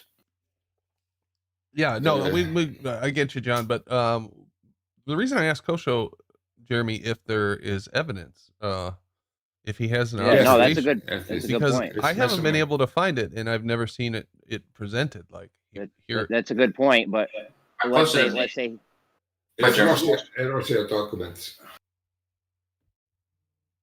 Russia you scientists. said you got evidence of it, Kosho. Mm-hmm. Okay. Yeah, I posted it. Put it up on the big screen. It is there. I have to take it all together. I have to do my fucking job and show you all together what's up. Oops, that's not it.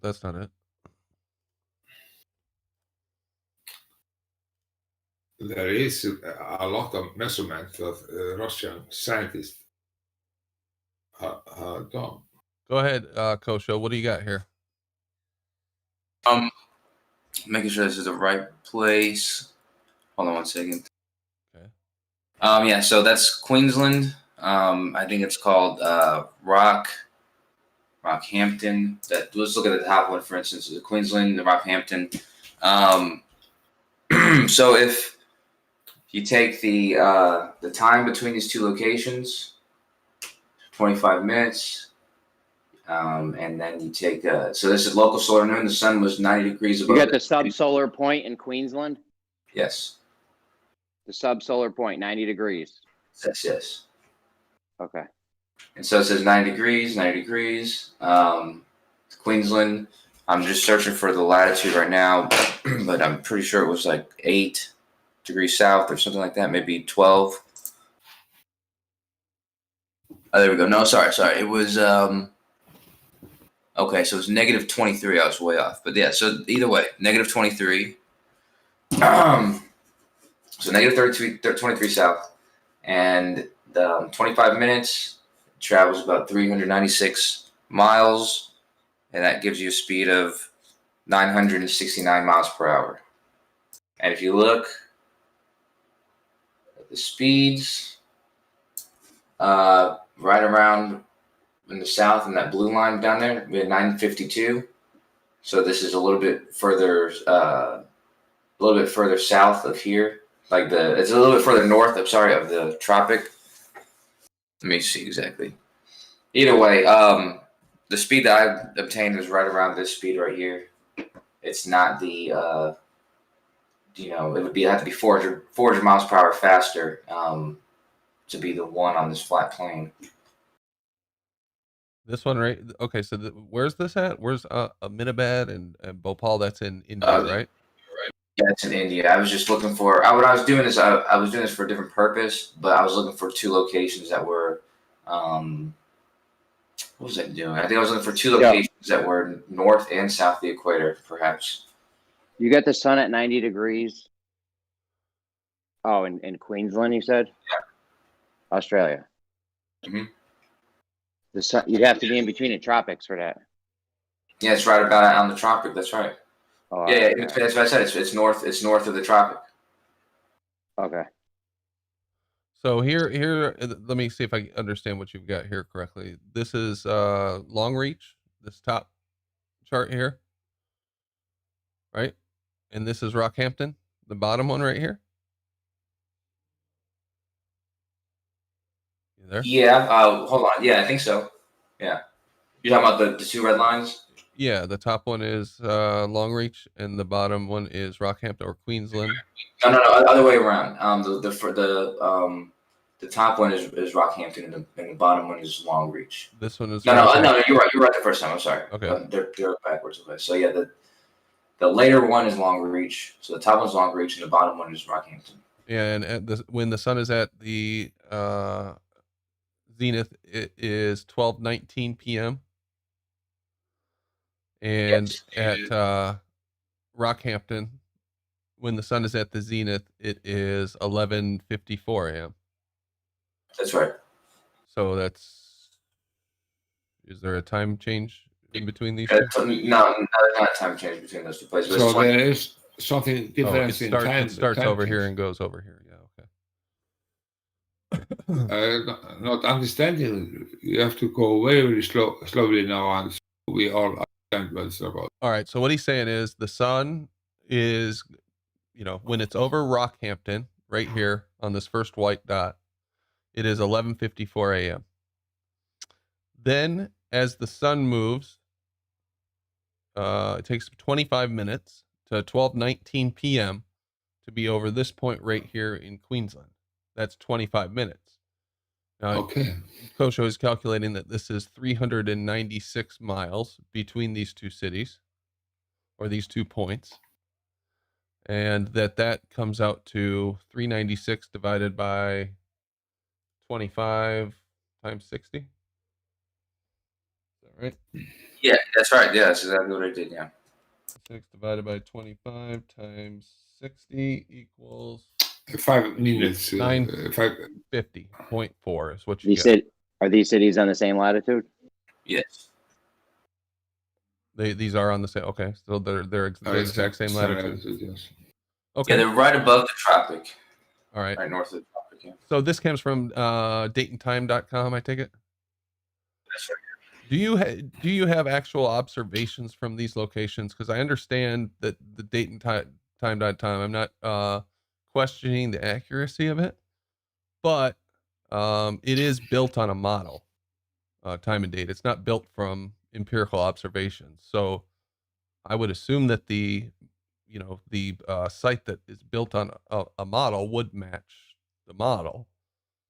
So in a sense, you're using the model to confirm the model. But if we had actual observations, that would be better evidence, far better evidence. Brandon, I think it's accurate in the local, if it's a local area, but it's not accurate in the whole, if you understand what I mean. But it might be accurate in local areas. So it's been accurate as often as I've used it. I used it to get everybody's local solar noon several times for like 20 people. It's always giving me the correct time. Yeah. But if you can find a flaw with timedate.com, that's cool, but I've never found one. Yeah. Well, see, I'm not going to assume that timeinddate.com is correct, like I said, it's built off of the model. Of course. Honestly, you can't use the model to support the model. So we do need real observations of this, which is what I was hoping you had. But let's take a look at this second one. So that was 950 miles per hour. This one is, okay, so 1220 in Bhopal, I take it. And then 1239 in Ahmedabad. And that is 307 miles. And you've got what? 1220, 19 minutes, 307 miles. Is that right? 307 divided by 19 times 60. And that's 969. Okay. What latitude are these at? These ones are north of the equator. For these ones, it was difficult to find a location for that. That's why that one's more slanted. And the number might be a little bit off, but let me make sure exactly where that is. Okay. But the Australian one is directly across the latitude, so that's good. Yeah. Okay. And Australia is what, like 60 degrees, or is it lower? Can't remember. Yeah, the Australian one. Okay, so that was a 951, and yeah, that correlates exactly with the speed that I put on those tropics. About 950, 952. And yeah, I mean, when I've done the test I did with 23 people, I had 3 people in Australia, I think, and I had to give them their local solar noon, and it was correct for them. So, can I ask you? Your result is telling you the sun is going in more speed than over Australia. If the sun is more south, the sun is going faster. It's the result showing that. Right. That's what, on that flat one. It's going over a bigger latitude, bigger circle. So the speed is going to increase in order to make the entire path in 24 hours. So the sun is going faster in the south. Okay. It should be. It's not, but it should be. Thank you very much. Yeah, that's his point, that it should be if you're on concentric circles like this. Obviously, this one's smaller, so the sun has a, if it's just a physical object sitting above here. I guess regardless of what it is, if it goes around in a circle like this, and anywhere on this circle you can look up and see it, it has a lot less distance to go than on this other blue circle in what would be the south of the equator. I have to say it's a logic. So it's a what? What can I say? Logic. It's logical. It's local. I mean, I can normally easily defeat any argument that has anything in space, but this one's tough for me to wrap my head around. Yeah, because I mean, it's like if the sun is going, it has to be going faster, right? If that's how it works. It has to be. It's the normality. Therefore, I say locally. So you think it's slowing down and speeding up? No, I will not say locally. I would say it's a principle. It has to be. Well, I guess it could be slowing down and speeding up. Not in the biggest circle the sun is going. It's looking. It has to go 15 degrees an hour. It's going faster because I have to go bigger circle.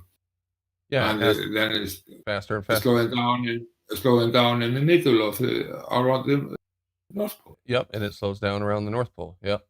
Yeah. I wish Data was here. I'm sure he has looked into this in detail. Talking to that guy last night. You were talking to Data last night? About this? I was. No. Oh, okay.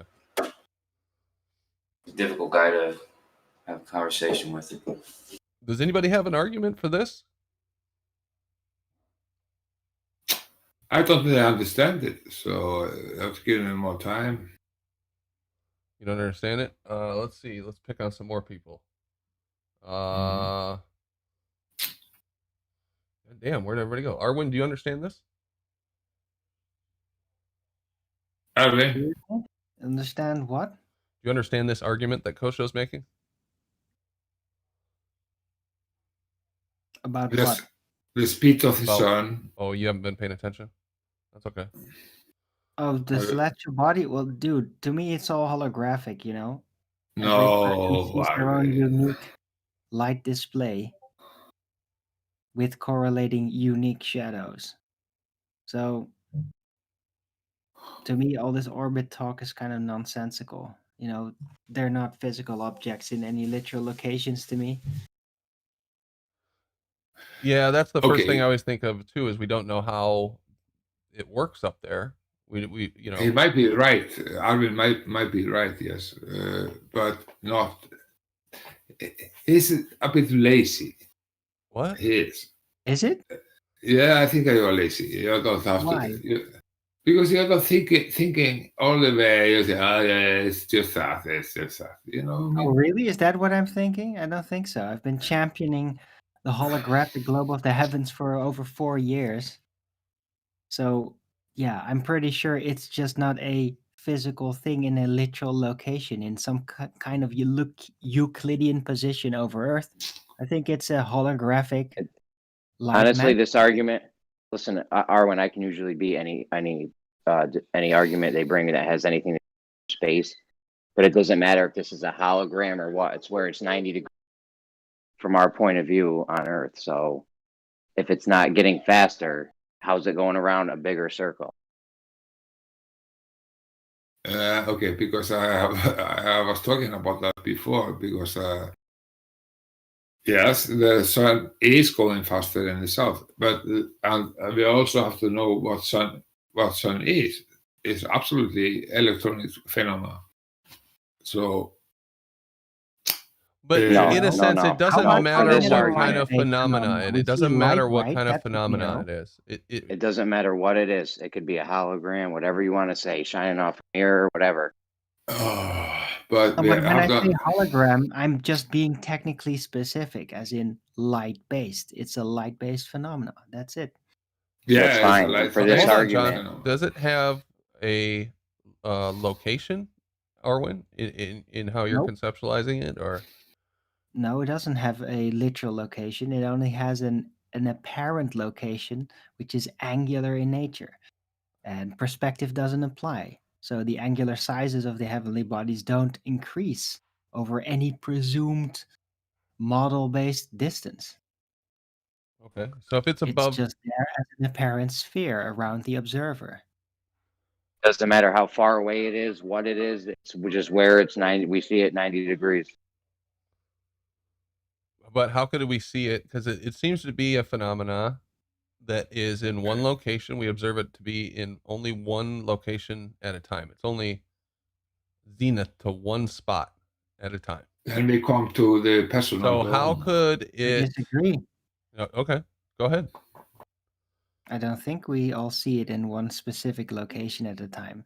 Depending on your layout for the map, basically the presupposition you're going to use as a standard to attempt to triangulate a literal position, it all depends on that, how it's going to come together. But no.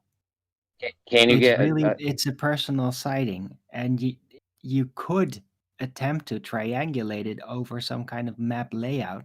No, but you can't. It's not literally there, because when I you got an excuse for go when to y'all this done. presumed literal location, it's not there. It's at another angle. Arwen is right. Interesting. Right. All right. Brian? My check. Yeah, man. My check. Here you go. They you're good. they built the globe model and lined up all the longitudes and latitudes based on the sun's position. So if it didn't match that, then that would be the problem. I get that, but do you understand what Kosho is putting forward here is then, like, if I'm standing in, where did it go? If I'm standing in Bhopal and the sun is at my zenith, I can't be standing in Ahmedabad and also have the sun at my zenith. We know that it takes some time, it elapses as the sun travels from one location to the other between where it's at our zeniths, our two observers' zeniths.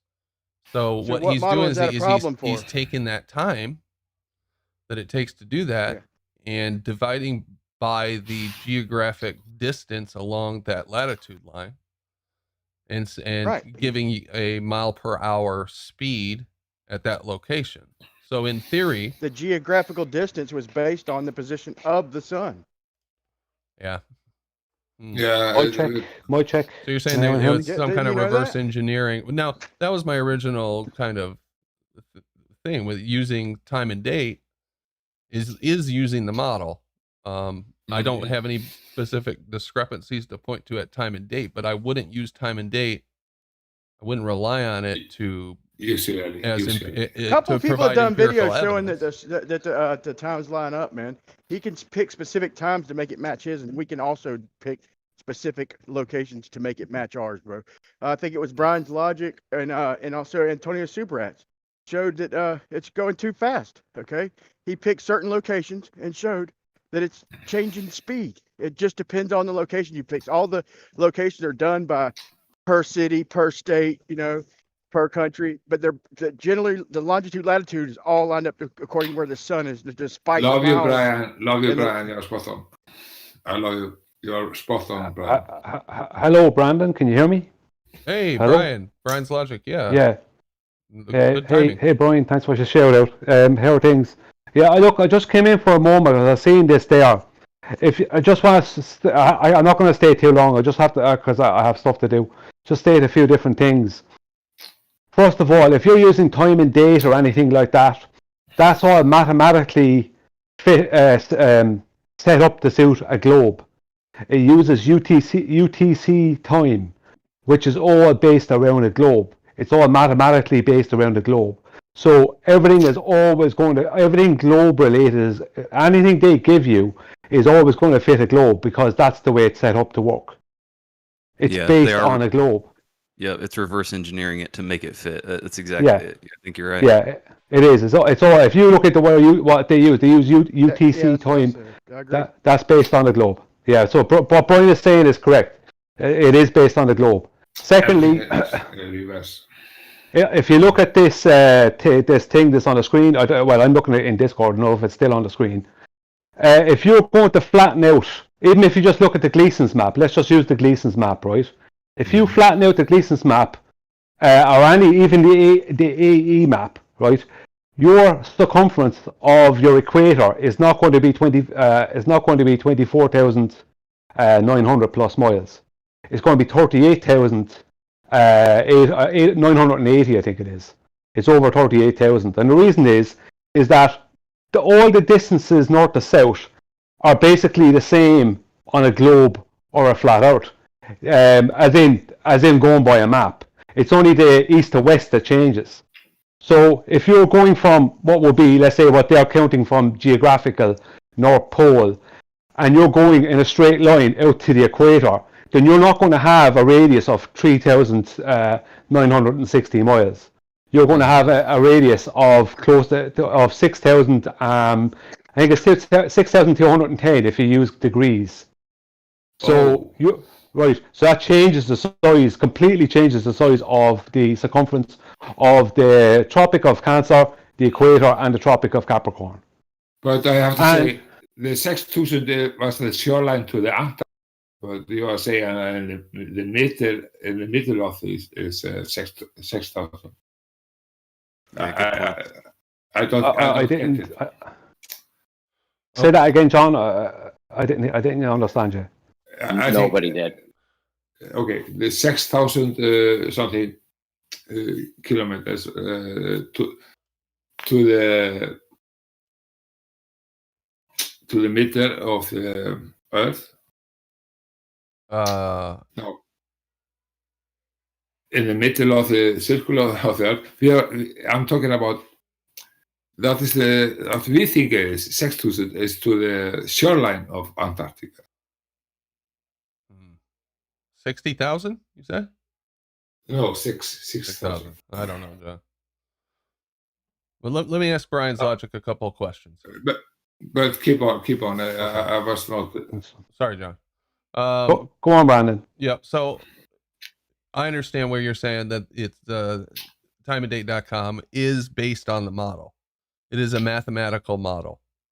So that was my original kind of criticism, if that's the right word, was you're using the model to prove the model. What we would need is actual observations to start off with from these locations or similar locations. Yeah. Before I could really take it seriously, but it's an interesting argument, obviously. We need two people on the same latitude down there. Well, so we can verify how fast the subsolar point's moving. With the sun at the zenith. We need it with the sun at the zenith. Yeah, but you have to take into account something. In Kepler's Analemma, the globe Earth is changing its rate of motion around the sun every day, and it moves faster around the sun in what would be the southern summer and slower around the sun in the northern summer. But that's because the original sun cycle, if you observe the sun, it moves faster in the southern summer across the sky. It's even admitted by the mainstream that the sun appears to move faster across the sky in the southern summer than it does in the northern summer. And the sun appears to be higher in the sky in the northern summer and lower in the sky in the southern summer. And it appears to have a smaller orbit, or a smaller, let's call it an orbit, a smaller, tighter, slower orbit in the northern summer, and a wider, faster orbit in the southern summer.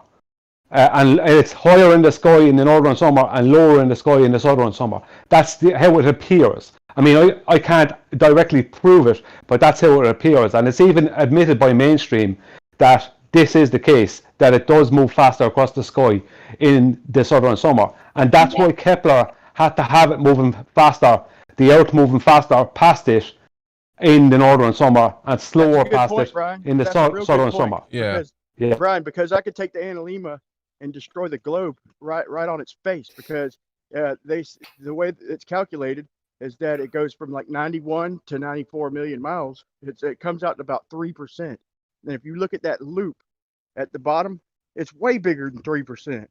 And that right there kills their model, man. Well, that's what I've always wondered about the Analemma is it fits exactly what I would expect to see with the sun moving over a flat plane with around the North Star in the center, because it's got this small. Now, from this point right here, this midpoint of the Analemma, this takes just as long as this, right?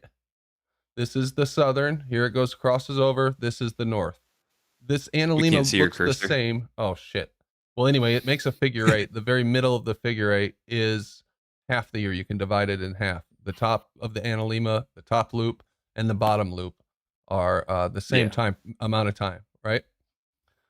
So, well, if you use the equator, I would expect then it would have to be faster in the south, bro. A tighter circle in the north and a bigger circuit in the south. This is what I would expect to see. Yep. And here's the thing. This is what it looks like no matter where you are on Earth. On a globe, I would expect if I was in the south, this thing would look reversed. I just don't understand, and I've never been given a good example of or a good reason why this would look the same everywhere on Earth, unless there was some kind of incongruity, some kind of asymmetry between the two hemispheres. And in the globe model, there isn't an asymmetry between the two hemispheres. You take any one half of the year and it's the same as the other half of the year. You take any one hemisphere, it's the same as the other half of the hemisphere, just reverse. There should be no asymmetry.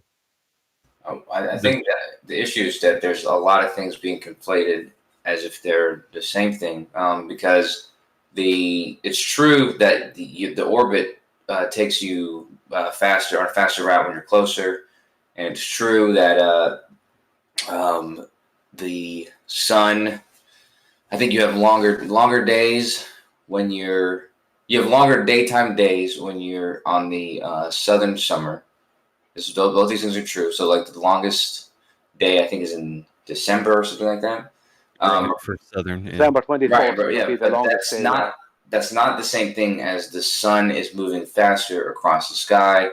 The sun, it is kosher. That's where that's where Kepler got his Analemma.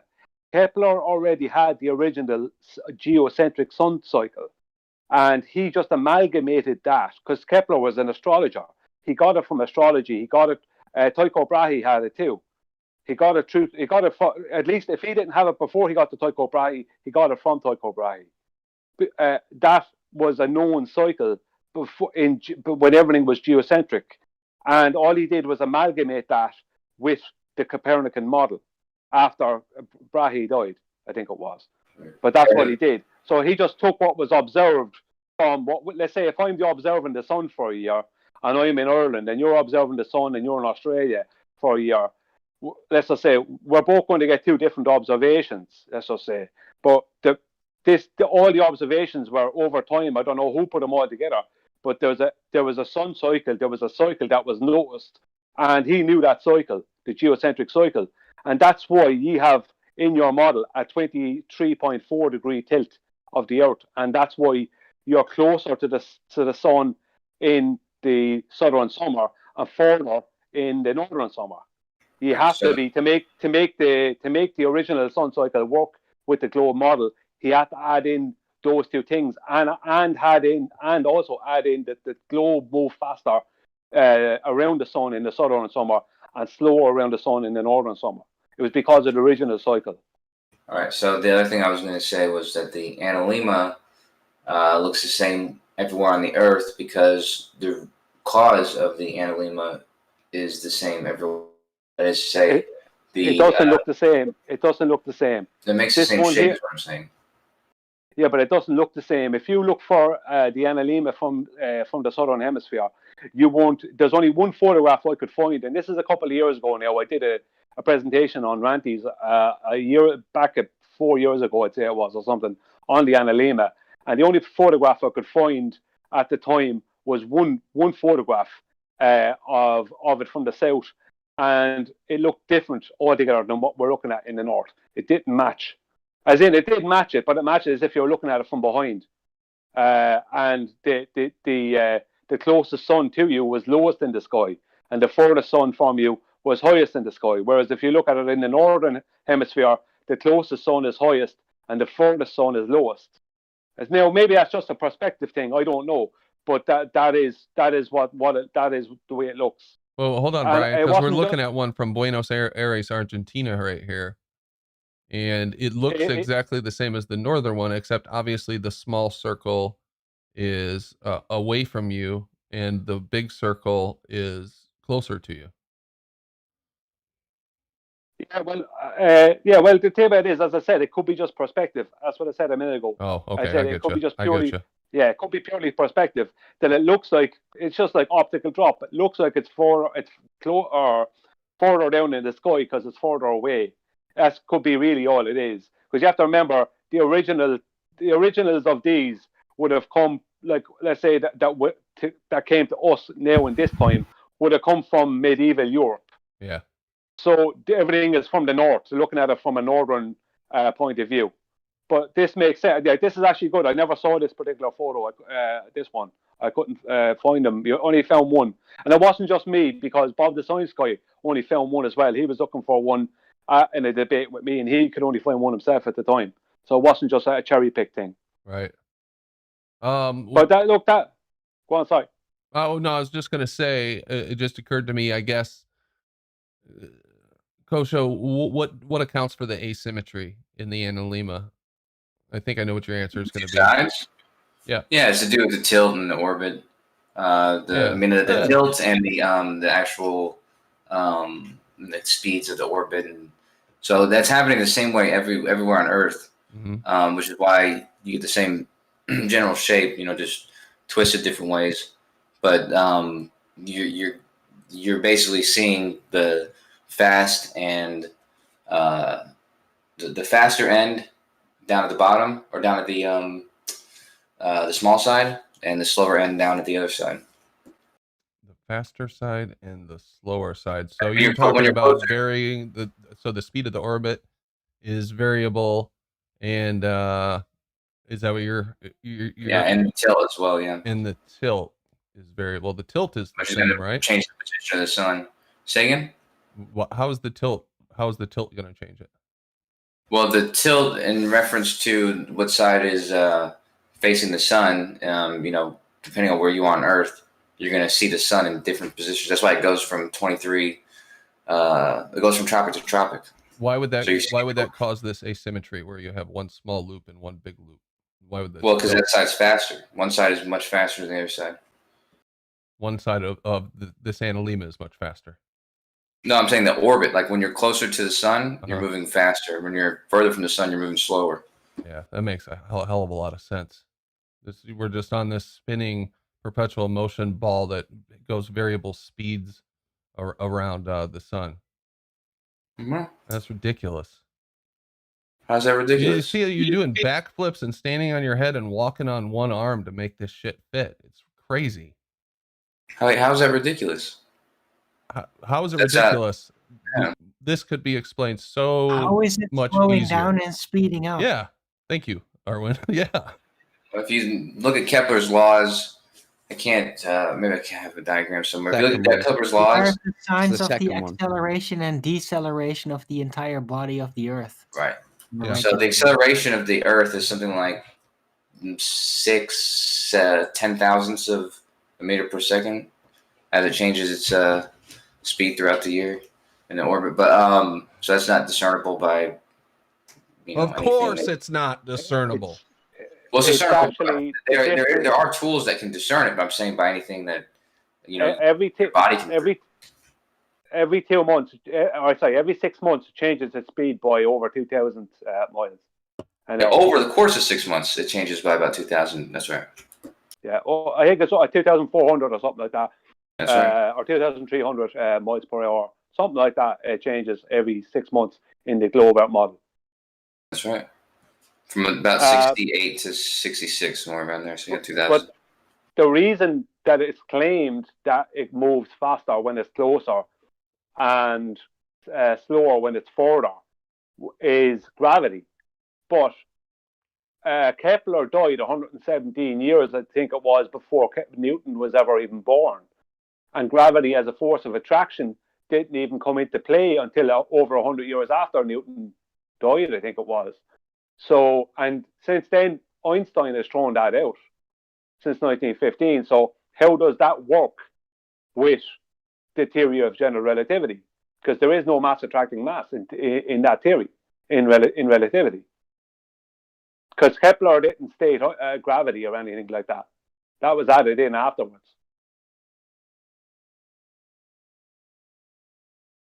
Who's that question to? Sorry, I left the room for a second by mistake. I was trying to connect to this. Yeah, so you asked about gravity and Newton and Einstein. Kepler. I wasn't asking. I was just giving a history on it. Oh, okay. Well, Kepler died 117 years, I think it was, before Newton. Before Newton was able to use his work to figure out what's going on. Newton didn't assert mass attract mass. Newton didn't assert that. He didn't assert a force of gravity. It wasn't over 100 years later before gravity as a force started of attraction between masses started becoming anything. And it was only after Charles Vernon Boys in 1896 devised the 9.8 M2, right? It was only around that time that it actually started becoming taken somewhat really serious. And then when you get to 1915, which is only like 19 years later, Albert Einstein throws all that out the window. So the idea that the globe Earth is being pulled around the sun faster at one time of year and slower another time of year due to gravity doesn't work with general relativity. Fair enough. I was going to say about Kepler. Kepler's second law shows you that in an orbit that is not circular, that's elliptical, it's going to keep whatever this area. So you make a circle that is an orbit, and whatever 2 points on that circle, the 2 points to the center of the object that's orbiting, whatever the area of that triangle it's making, it's going to be the same speed as any other location on that circle with the same area. And so when you move closer, you see that it takes the same amount of time to make that further distance that it does when it's further away, making that slower distance. Who gives a fuck? So this is a law that Kepler had sussed out. Say again? Who cares? Hey, Kosho. That's why you asked how's it going faster. How is it doing it? That's how. I'm telling you how. This is the second law. Oh, no, Kepler said so. No, Kepler has seen this. Isaac Newton had described how it's doing that. Hey, Kosho, I can answer that. Go ahead, George.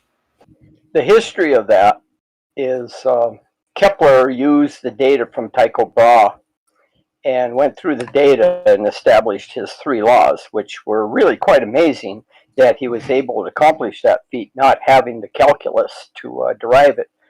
And Newton developed the calculus to prove to himself that you can treat a spherical mass as a point source, as a point mass.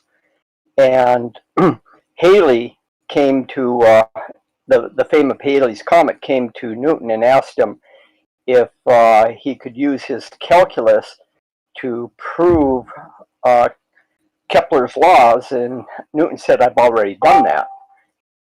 And it turns out that gravitational force law, F equals the product of the masses divided by the radius of separation squared. The orbital mechanics, when you have a large central mass and a smaller mass orbiting about it, you have elliptic orbit in which the larger mass is at one of the foci of the ellipse. And as a consequence of the elliptical orbit of orbital mechanics, Newton or Kepler's three laws are just a consequence of it, and Newton was able to prove it using the calculus. So there was nothing mysterious going on. It's just that Kepler didn't have the power of the calculus to derive, and he empirically derived the laws from data. Like I said, was rather amazing that he was able to do that. But Newton indeed proved that those three laws were just a consequence of the gravitational force law. I'm sure it's a very faithful retelling, and I appreciate that, George. But we are all well aware that you guys have created an elaborate mathematical model to support your spinning ball model. No, that's not true. That's not true. It is. It's all consequence. I would like to challenge George on some of what he said.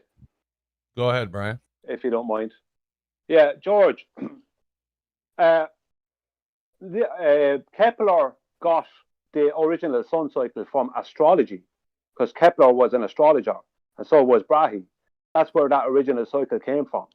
Yes, but Brahe devised an apparatus, built an apparatus that allowed him to make very accurate angular measurements in the heavens, and he kept a journal of very precise data for the time of all the orbits of the planets known at that time, and comets and stuff. He could measure things to within a tenth of a degree using this apparatus. I don't know if you've ever seen pictures of it, but it's this huge compass type structure that he actually could lay in with a spotting scope and measure the angles precisely. And Kepler used that data in which to derive the three laws that he came up with. Well, not derive them, but establish the laws from the data empirically. Brahe was working off of a globe model, and so was Kepler. No, he wasn't. He just made measurements. No, he just kept very accurate measurements. You can't make an angle.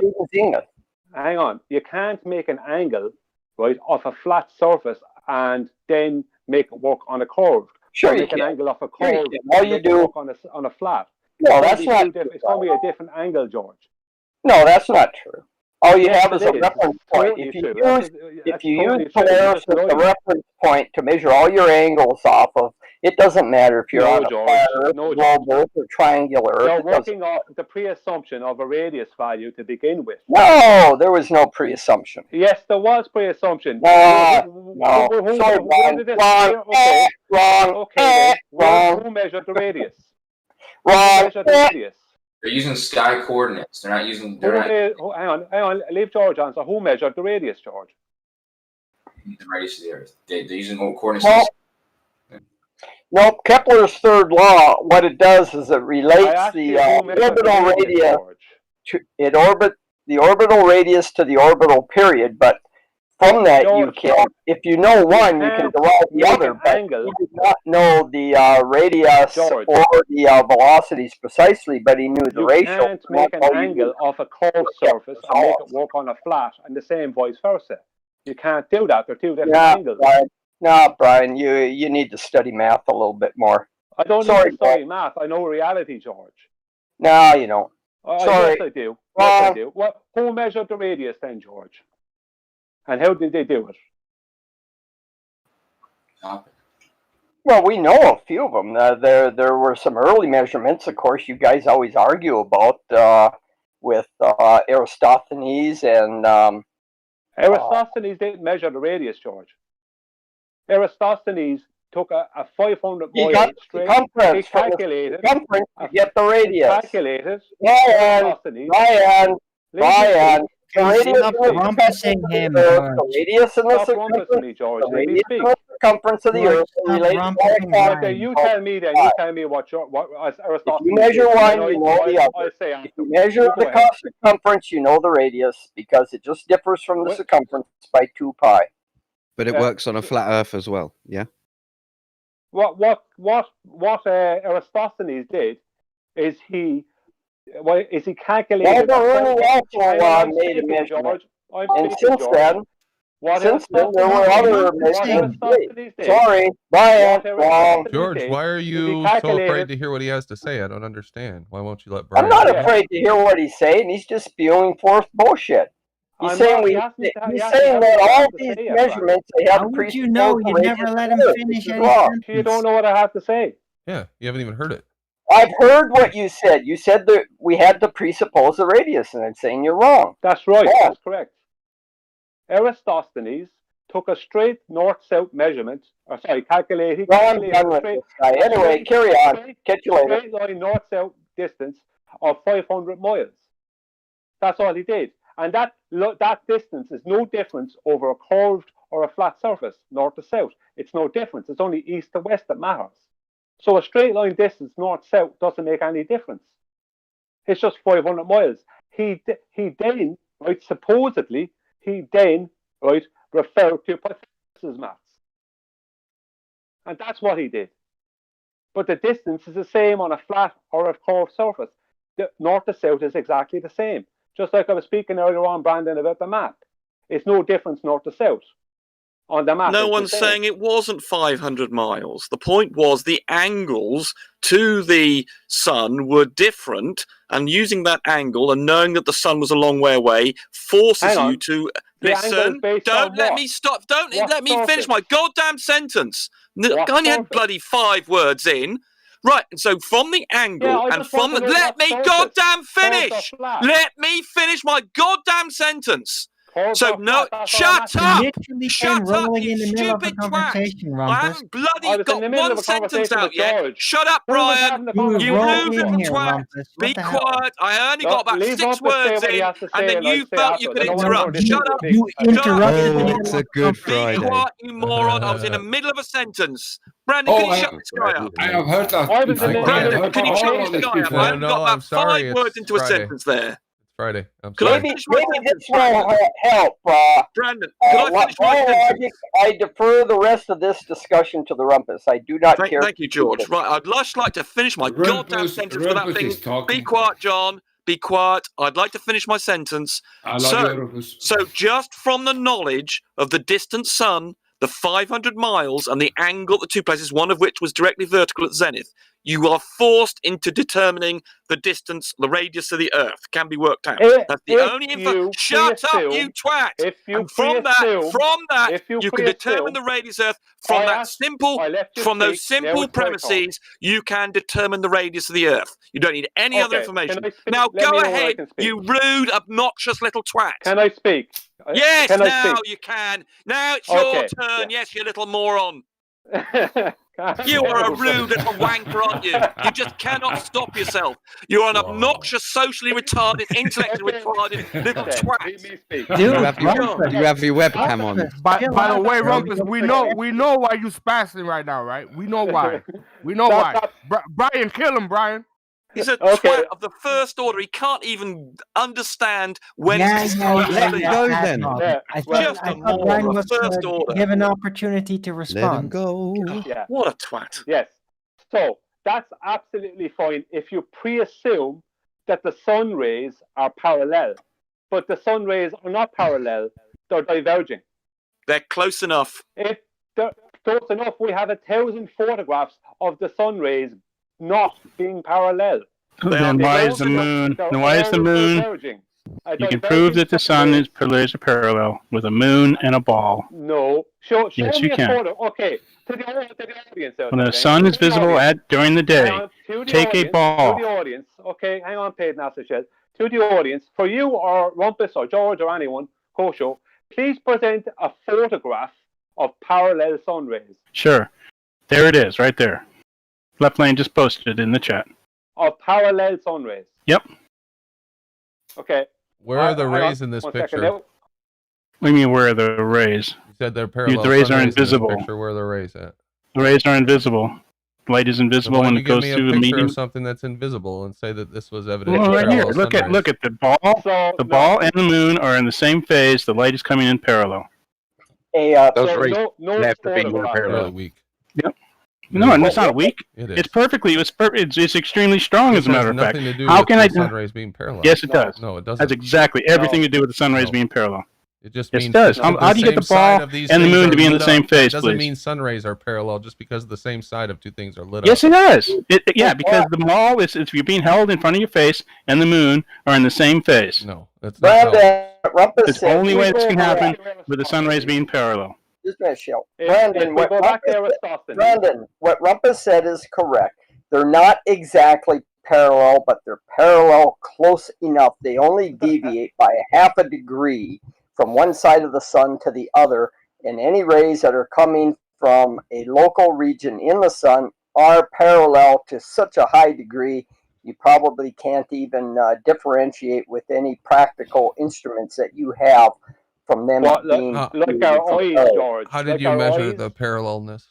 Can you tell me? Shadows. Just get a goddamn shadow of a Shadows? long pole, and you can see how much shadow. Well, the deviation is. And it's only really 0.5 stupid thing to degrees, say. and That's how that's you measured it with quite enough. shadows? That's close enough to parallel That's to your mean you answer? don't have to worry about Is it. shadows? Is that your answer? That's your final answer? That is my final answer. Yes. All right. Well, that's really dumb. Jesus Christ. It's not, you moron. Just Explain it some other way. That is my Explain it some other way. How do you explain this? How stupid can you be, Matt Plan? You're really doing now. Sometimes did you you have wake up some on the sense of wrong side of the intelligence. bed today? Jesus Yeah, why are you Christ. so angry, man? Well, because you're being so stupid. I mean, to question whether or not using a shadow, you can see, if you have a tall pole, then you can see the shadow. For instance, of a telegraph pole, you can see what happens to the shadow. If the rays were perfectly parallel, the width of the shadow would not change if you've got a uniformly shaped width pole. And you can see that it changes. You can see where the penumbra comes in as it gets further away. And from that, you can determine that it's 0.5 degrees. And that means it's close enough to be parallel to do all the things we've been taught, as Eratosthenes did. It's so simple. No, because you need to prove that the light rays in one location are parallel to the light rays 500 miles away. That's what we're talking about here. You need to prove that the light rays that are giving you the shadows at two distant locations are exactly parallel. Now, how did you do that? Well, that's Like what the the moon and the photograph. ball. Well, Page No, Schill provided you with a photo. Hold on, listen. Page Schill provided you with an image of the moon, which is very far away. That is in the same phase. That can only occur if the two sources are parallel or very close to parallel. So this is your evidence, then? That's right. It is. Yes, and it's fantastic evidence. It's not looks like evidence for me.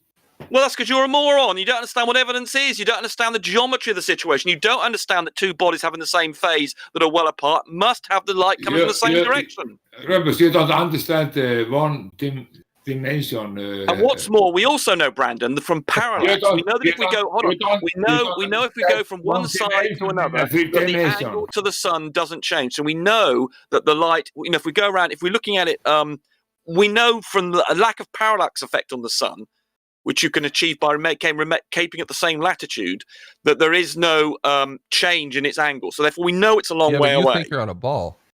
So you No, that's Brandon, one of your assumptions. There's a lot of presuming there. Brandon, I posted just any random photograph of the sun rays. Just the first random one, just a random one I picked. I posted that in general chat if you want to see it. Okay.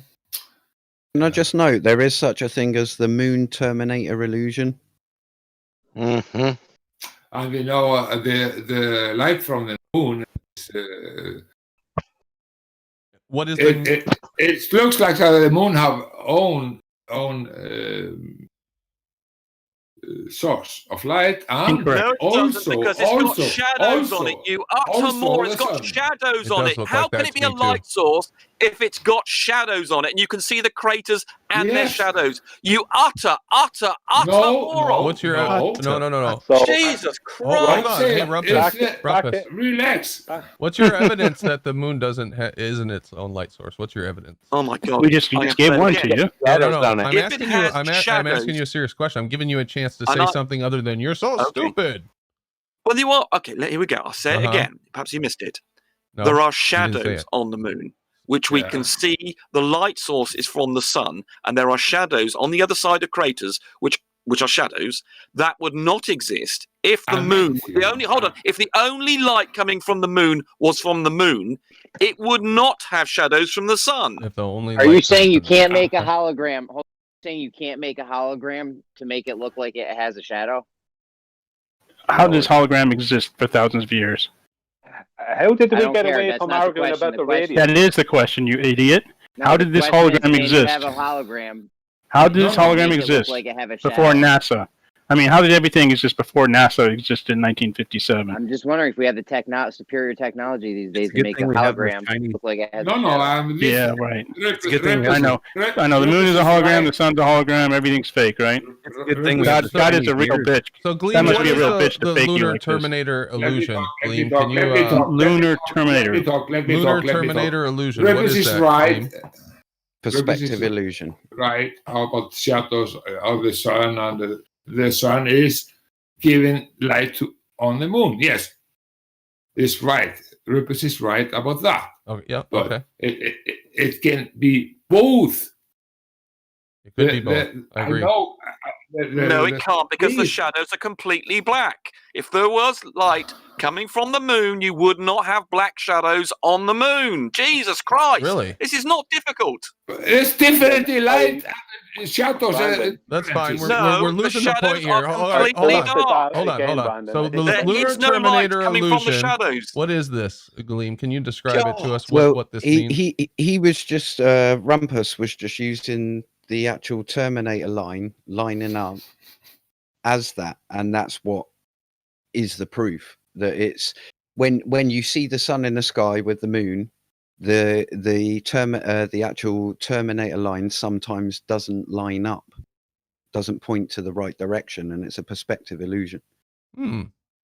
So Yeah, he's just talking about there are perspective. It's not an perspective issue. illusions related to where we see the Terminator line, yet you're using a observation of the sun's Terminator line, which obviously is beholden to our perspective of it as your evidence that light rays are parallel.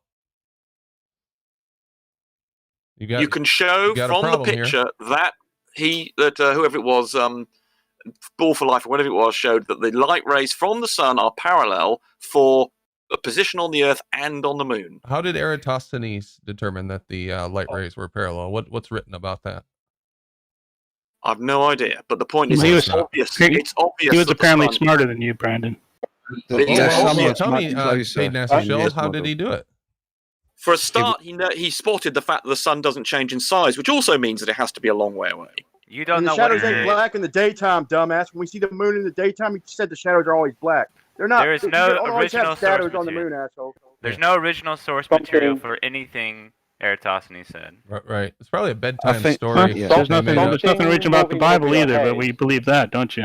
I will say Something in though the that sky moving over your head. There- won't change there your is- size the same as it will in your direct horizontal.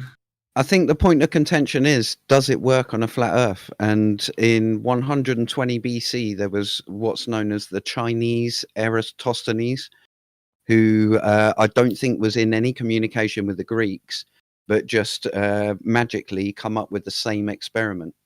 Wow. And done Maybe the because same he- thing for a flat Earth, and come up with, it wasn't as accurate as Eratosthenes, but it was accurate enough to be mathematically sound. Gleam, is English your first That's language? interesting. Because you keep on getting the past tense of things he came up with, and you, throughout your use of English, you keep on using the wrong tenses. Do you just want to and attack the man all the time? Well, no, I'm just you no, just- never this is attack the sep- argument, brother. No, this is separate. I will do that, but I'm just concerned Who that you cares? seem to be Do you incapable care of that using much deploying about English my? properly.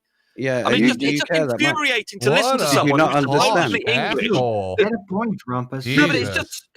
Yeah, but and you just called someone a it's nothing to do with the wanker. argument. It's You nothing just to do with called the someone a argument. This is wanker, not- mate. This doesn't invalidate your argument in any way. But I just don't understand why someone, an adult, cannot use English as well as a 5-year-old. It's just incredible. Grammar Anyway, Nazi. Move on. forget going back to the argument.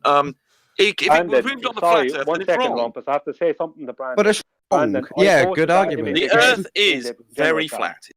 I posted it a second Argument time. of a This is the first 5-year-old. That's How what can you do. How can You you can't- correct someone's English if you're stuttering half the time? I'm not stuttering half the time. You've got a stuttering brain, but Gleam seems to be incapable of getting to grips with English grammar. He can't. Did you not conjugate understand properly. anything I said? Did you not That's not understand the point. anything I said? If you So I expect- communicated if I listen to it. So I every half of the word, communicated I my could message, probably- yeah? But that's no excuse for the poor English you've got. It's really Do we- infuriating to listen Should to someone. should we talk about my English fuck's sake, just Oh to my get away God, from the you've got topic? Tiny pants Should we talk about my grammar? For your Should own, we go into my grammar? How people talk. Should we go into my grammar to avoid the topic? It's a constructive Rumpus, criticism when you for talk your to own me, well-being. You should So learn what to do speak what do you want me to do, Rumpus, to appease you? Learn how to conjugate a verb. Fuck such you. As, Me then, Fuck you I wanker. talk great Is that better? English. Is that better? Is that more direct and that try more? Did you understand that? I bet you can't Fuck conjugate it. you. Yeah, you can't conjugate that. Do you understand verb, that? Can you? Rumpus, You can't you're conjugate out the verb, can you? you're out of Anyway, space. Oh, God. Can I ask Coach my question now since conversation isn't happening Well anymore? done for avoiding Can I the ask my actual question thing. now? It's I wrong. think he It's wrong. accomplished his purpose. It's wrong. I think this You is, don't talk I proper. think this is Alright. exactly what Rumpus wanted, right? This is What is exactly it? what he wanted, right? No, I'm Dude, happy to Jeremy, talk about aren't you a mod in here? Can That's you do no, something I'm about not. this? No I don't tax. know if anybody's not aware, but it's Friday night fights, and the modding is very limited on Friday night. It's a good Friday. So you know what? So you know what? Let's be the bigger man. Let's the flat earthers. Let's be the bigger man, and let's be quiet. Let's let Rumpus get it out all he wants. So all he has at the end is to respond. All right? I'm more than happy He's just personally hurt because he's been slewed by me before, and I'm You've done. never ever flown anybody. Casimir effect. Dark matter. Format fallacy. You don't understand Maxwell's dark matter. equation. You don't understand that either. No one does. What You you'll do. notice is that No You one see, does. about Maxwell's equation, you still don't understand. Should we drag up all your past?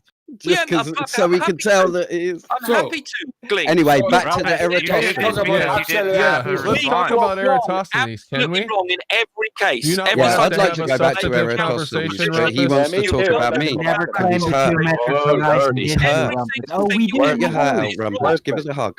We're more Give us than a hug, happy to mate. go over anything you wish to Give us a claim I've hug. got wrong. Give us a and fucking cover hug, it again. mate. Babs Fridays isn't really a good night. Are you all right, Maybe Rumpus? try like Are you having a break then? Thursday. Nobody can eat I'm meat just now. infuriated by your poor grammar, and I just wish Oh. you could get your grammar right so we could You're a talk about grammar Nazi then? Oh, am. okay. Yes, you're a grammar Nazi. It's Okay. just like I've got high To standards. avoid the topic, No, I'm you're a not- grammar Nazi. No, I'm happy to talk about the topic. And I No, you appreciate said it's wrong. Yeah, That's what you said. Yeah, they done that, and it's wrong. See, now here you're deflecting. I'm more than happy to discuss any scientific topic. So why are you still talking about me? Doesn't seem so, Rumpus, but you keep on picking on Rumpus means to say he's rumpusing I anything. can't bear this Where the English gleam hurt grammar. you, bro? Where the gleam hurt you, Rumpus? Point on the doll. Can you please point where gleam hurt you? He hurts English, and every Oh. time he speaks, about every second sentence, he gets the grammar wrong, and it's absolutely infuriating. As well I as feel the like Babs. Hold on. Do you, hold on, do you Rumpus, really Rumpus. clench your fist and really, you know what I mean? And, It's and very squeeze your annoying, teeth? and I mean, people must think you're thick I'm because you good. can't do it. I mean, No, the I'm people good. I want people to think I'm thick. You We sound all- so Too many impotent right people now, think Rumpus. that I'm not. You've succeeded. Even if you keep off the subject Okay. of science, people No, just but speaking to you will the think. funniest thing "That's is I've just allowed you to keep off the topic that I brought to the I'm more than happy to table. talk about the topic. I'm more than happy to talk about the topic. So why are you we're- still talking about me? You're taking your down. Relax. You're just gonna blabber on indefinitely. You're on the Something about floor. Everybody You're- Has anyone got a defibrillator? Topic, What's only the going claim for you think format I'm fallacy, avoiding, Gleam? only personally Gleam, attacking what's the claim? people. Damn it, That's what Gleam! you I do, think and you you'll do broke it the for an record. hour's You fucking break. broke What's it. the claim? I know you Exactly. will. Gleam, what's the claim you This is think I'm why avoiding? I'm realized. Weren't you paying attention, Rumpus? Oh, I hate the way how you just abuse memory What? like that. Well, I'm making My sure- memory is I wanna make amazing. sure I pick Yours the right isn't. subject. Which is the subject that you feel I'm avoiding? What was the last one that we were talking I'm- about no, before I'm you gonna let grammar say. Nazi'd me? I'm going to make sure you're happy with that. Go ahead. Grammar Nazi. Rumpus was trying to claim. Okay, so you don't want to bring up again. Fine, okay. Chinese Eratosthenes. Yeah, what you said about- it's wrong. That is not Well, good enough. If he claims to support a flat Earth, he has to be wrong. So, can we go back to? Can we go Wow. back to? You've done it for me. You've done it for me, mate. You've done it for me. It was flat. He's wrong. It's simple as that. Can we go back? It's ridiculous. pure You're religion. not a religious zealot at all, right, Rumpus? No, because I don't believe in a religion. How can I be religious if I don't believe in a religion? I believe in science. And science says the Earth is a globe. You don't believe in a religion, Rumpus. You're a Somebody Roman. bring up the definition of religion. Somebody, so Well, the it zealot can involves see a what it means. supernatural being or forever eternal life, and usually as we created the universe. None of those things apply to me. What? Not Kepler's laws? Because Kepler's thought that the Except you planets were don't have moved a by geometric spirits. horizon. How? What? Yeah. What was that? Kepler thought the planets Yes, were we moved do, by Arwen. spirits, mate. Well, that's got nothing to do. I don't believe that. That's So how we formulated his laws. Who care? I don't care if he was an axe murderer and believed in sheep fondling. It's his data and his maths, science that counts. I don't care what else he believed in. The point is Science he comes got from science religion, right. mate. What about the cost law? Science is a subsect of religion. No, it's not, you twat. Religion is fundamentally based on a supernatural being, supernatural effects, a creator of the universe, a conscious mind. What's dark matter and dark energy, bro? Heliocentric is one gigantic supernatural effect. It's based on evidence. Kepler and Einstein and Newton are your gods. Together with One is based on supernatural test bridges, evidence. The other's based on nothing more than wishful thinking and belief in things that are anti-science. correcting elements like dark matter. And you don't even have to evidence for dark matter. There is no evidence for religious entities at all. Do you Could think we you're go back fighting to in Rumpus- space? Could we go back to Rumpus proving parallel sun rays, please? Because I've yet to see this photograph of these parallel rays. Yeah, But then we are talking about the light square law. The chat So is we full of leave- evidence. See this photograph of parallel sun rays? What are you referring to, Brian? I'm looking for the photograph I asked you for, We showed it to you. for parallel sun rays. We showed it to you. Want to see it again? Photograph of parallel sun rays. I've Here you seen go. one of these. I don't see. Where are they? Where is it? Right There's here. no photograph. So you, Yeah, but I when was you say showing the parallel photograph sun, without any rays. Brian, when you say parallel Show sun us- rays, you don't show us the mean sun. local.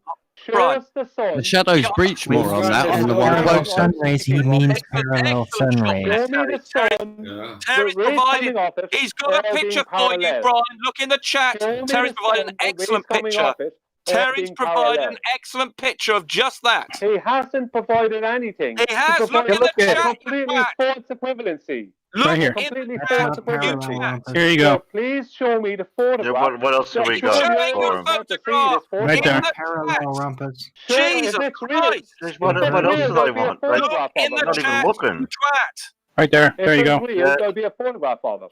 He's showing you a photograph of the shadows of clouds which are parallel.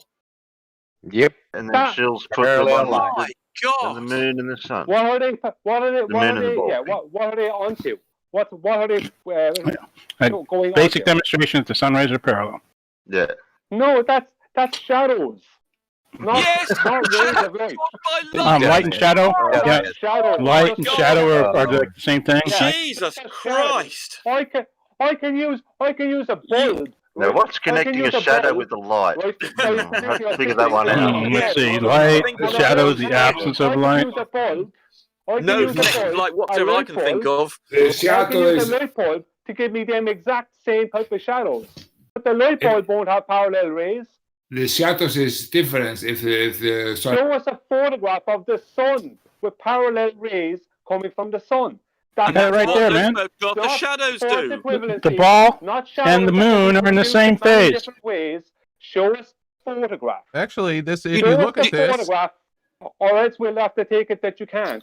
Brandon, I posted a photograph for you to Maybe post. you I'll bring it up. But if I balls. look at That's this, it's not. These aren't even the same. This No, they're not. Terminator line is way back here off the line. This one is very much Exactly. closer to the line. It's not. I'm even just the cutting it same. up in Photoshop now, Oh, and it's they're totally pretty out. much the same. No, they're not. They're pretty much. They're pretty much. Nope, not really. They're pretty much. I guess it doesn't matter. It's close enough. Fuck it. Yeah, it's refraction. Earth to Remember, globe. guys, Polar science. When in Refravity. Narnia, when in Narnia, it's all acceptable. No, I'm sure you guys have. I'm sure you guys have to dissect this, and you're going to say it's wrong because it has to be wrong because it has Because it's fucking Because it is. not right. It's wrong. Just That's like why. Rumpus said, using it. no, it can't be so because the Earth's not flat. It can't be so. Yeah, we know it's a globe. Yeah. We know it's a globe. So, anyone he's assume globe. is wrong. Chant for me, So any Rumpus. evidence we Chant have. for me. Yeah, chant. Well, you Yeah, have no yeah, fucking proof for it. You're just chatting. You're saying any evidence we bring forth, you just automatically dismiss because you know it's a globe. Yeah. Well, It's if you want to, ridiculous. if you can bring forward something geometric or something, Yeah, but when you start talking about something Just- historical, hold on. Absolutely, Rumpus, If you're gonna bring something I have an historical argument like what for some you. Chinese I have an fossil said, then argument for you. we've got. I mean, for instance, Chinese we don't. fossil. We only know. Now it matters we how only old know. the person is or how long ago it was. Yeah, you bring Eratosthenes Remember, and what we Alberoni, work you know? Hold on. What we work with What we work with is the most modern data. That's the thing that's crucial.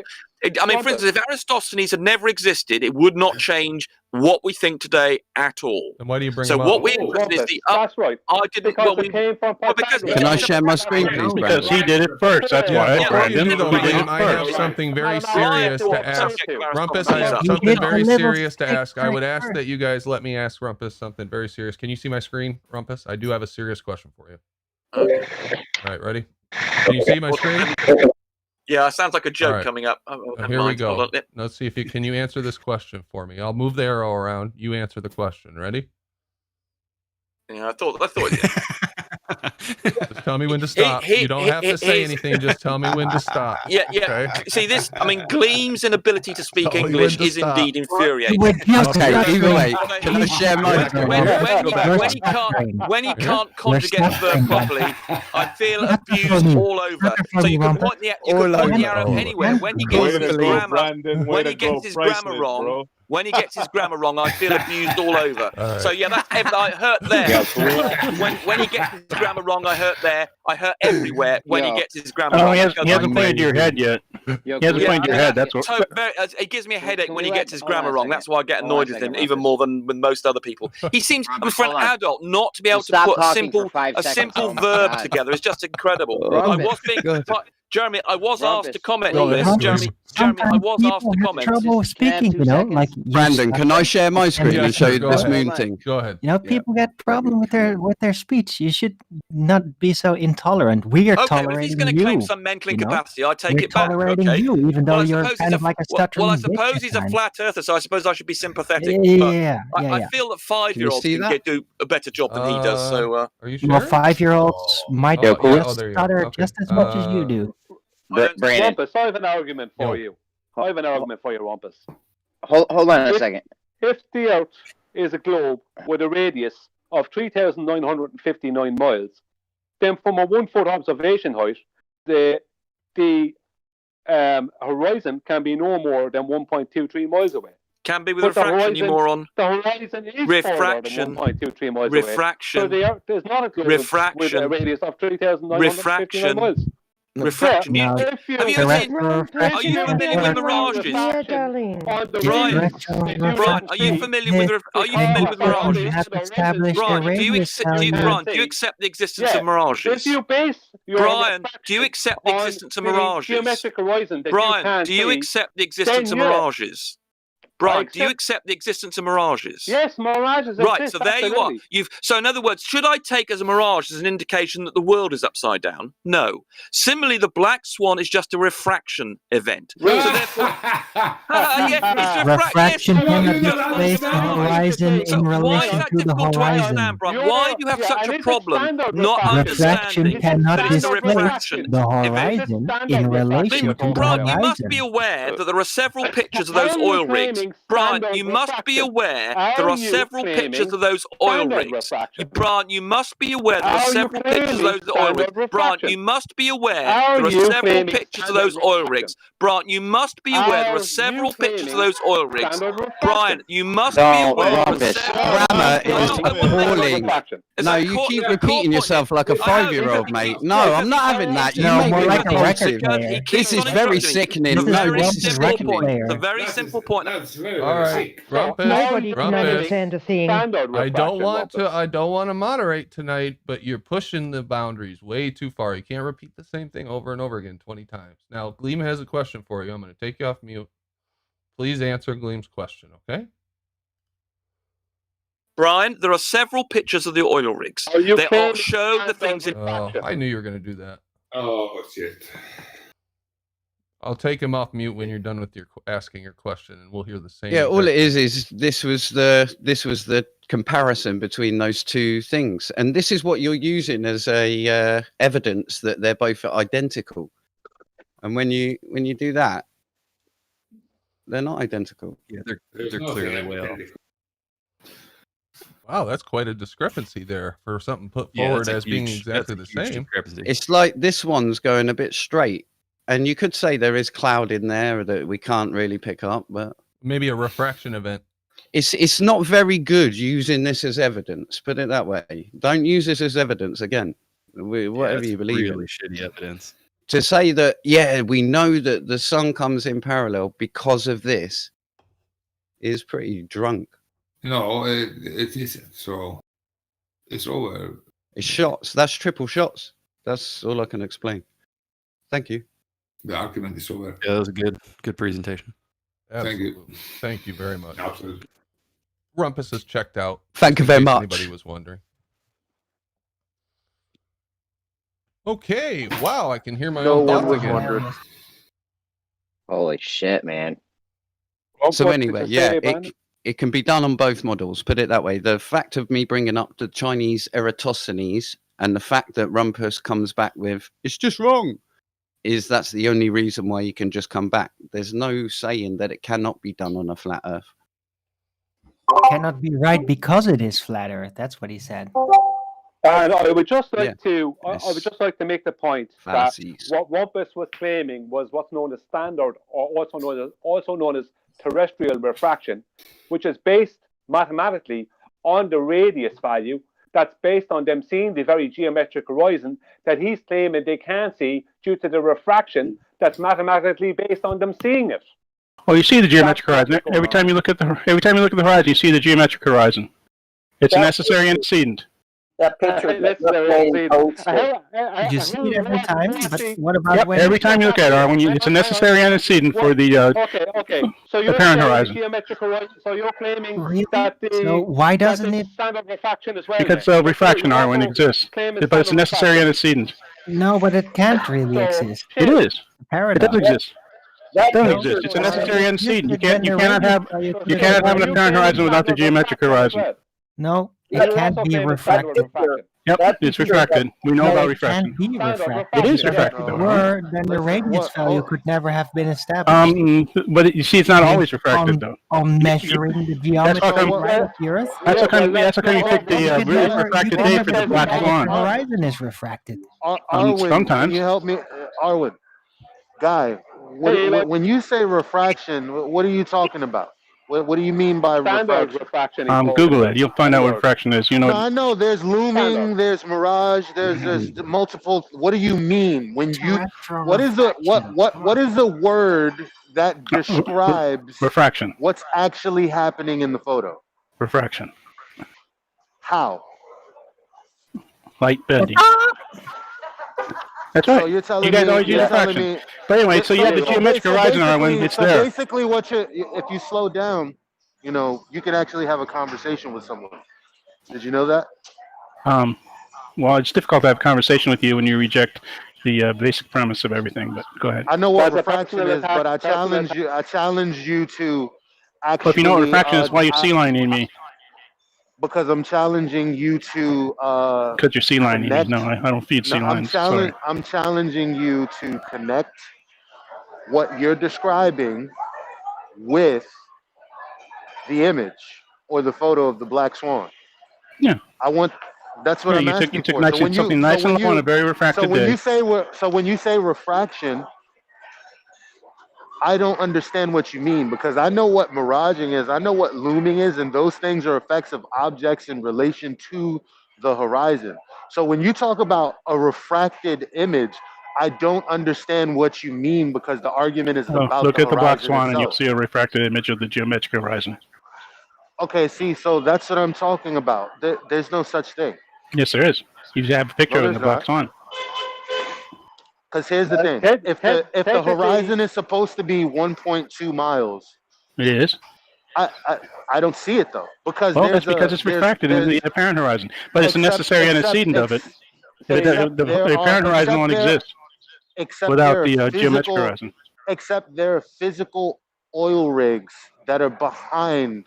That's behind where the geometric horizon would be. Yeah, it's being refracted. So if you're going to move because you took this picture at a very unusual conditions. I was in the middle of speaking. I waited for you to finish. No, you're saying the same thing all the time. I'm not interrupting you at all.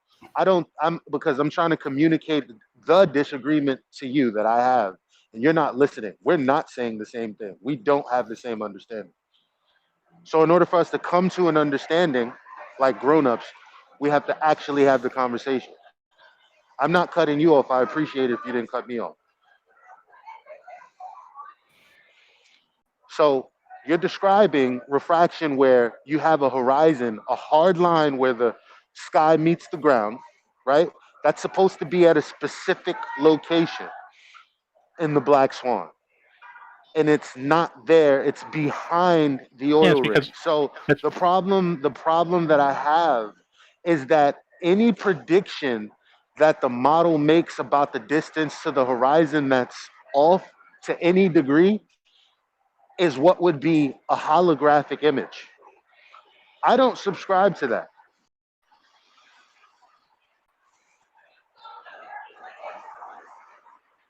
Like an image of something that's not actually in that position. Eloy, when he says refraction and says nothing else with that, what he really means is he's actually being honest. What he's actually stating is standard, also known as terrestrial refraction, which is based on them actually seeing this geometric horizon that we're told they can't see because of the very refraction calculation that's based on them actually seeing it. So he's actually not lying when he says just refraction, because that's all he needs to say as a globe Bertha. He doesn't even need to specify what effect it is. He just has to say refraction, and he's instantly talking about standard terrestrial refraction, because that's based on the geometric horizon that they've never seen because of this very standard terrestrial refraction that is calculated off them actually seeing the very thing that they can't see because of.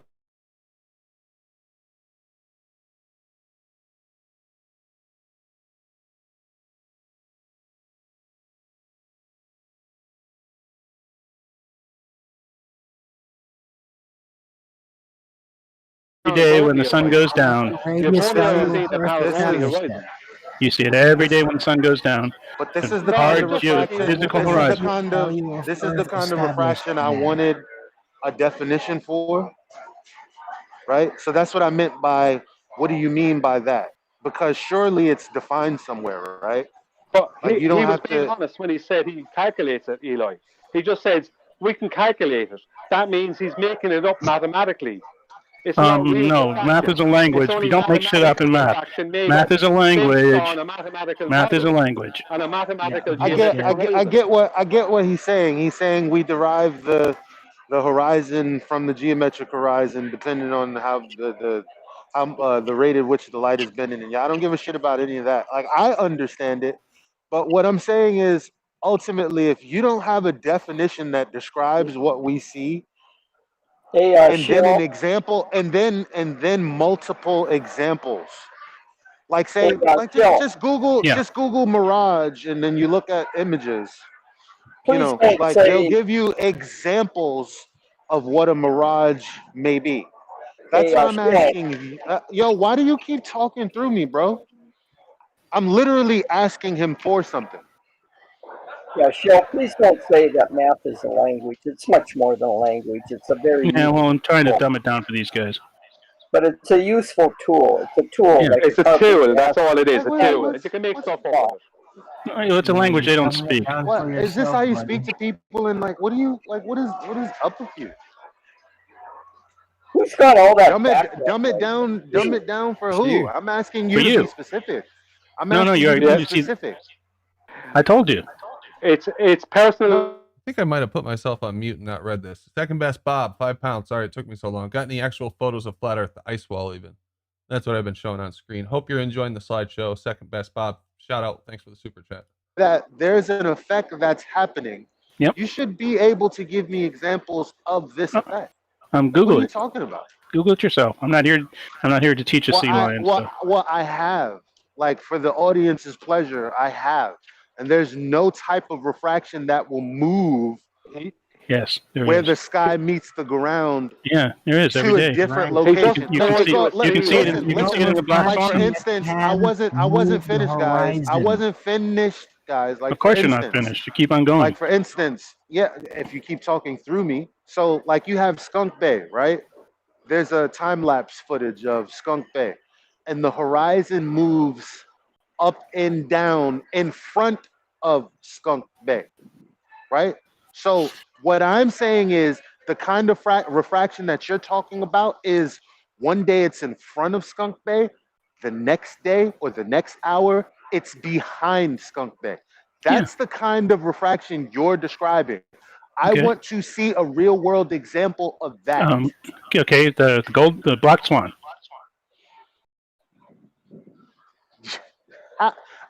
There's no time lapse of it doing that.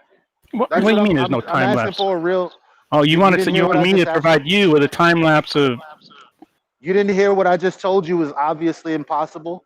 I mean, It's not sure, obviously I asked you impossible. for It happens all the time. So then where's the example? The black swan. The black swan is not a time lapse video. Oh, you want a time lapse video of refraction occurring, huh? Okay. I already gave you an example of one. If you've looked at the Skunk Bay time lapse. Okay, fine. If you've seen it, then what's your problem? I just told you that it's going up and down in front of Skunk Bay. We would need to see it appear from in front to behind Skunk Bay. That's what I'm looking for. Look at his example, and you can see that it's providing what he's asking for. Yeah, I would think so, but he can't see it.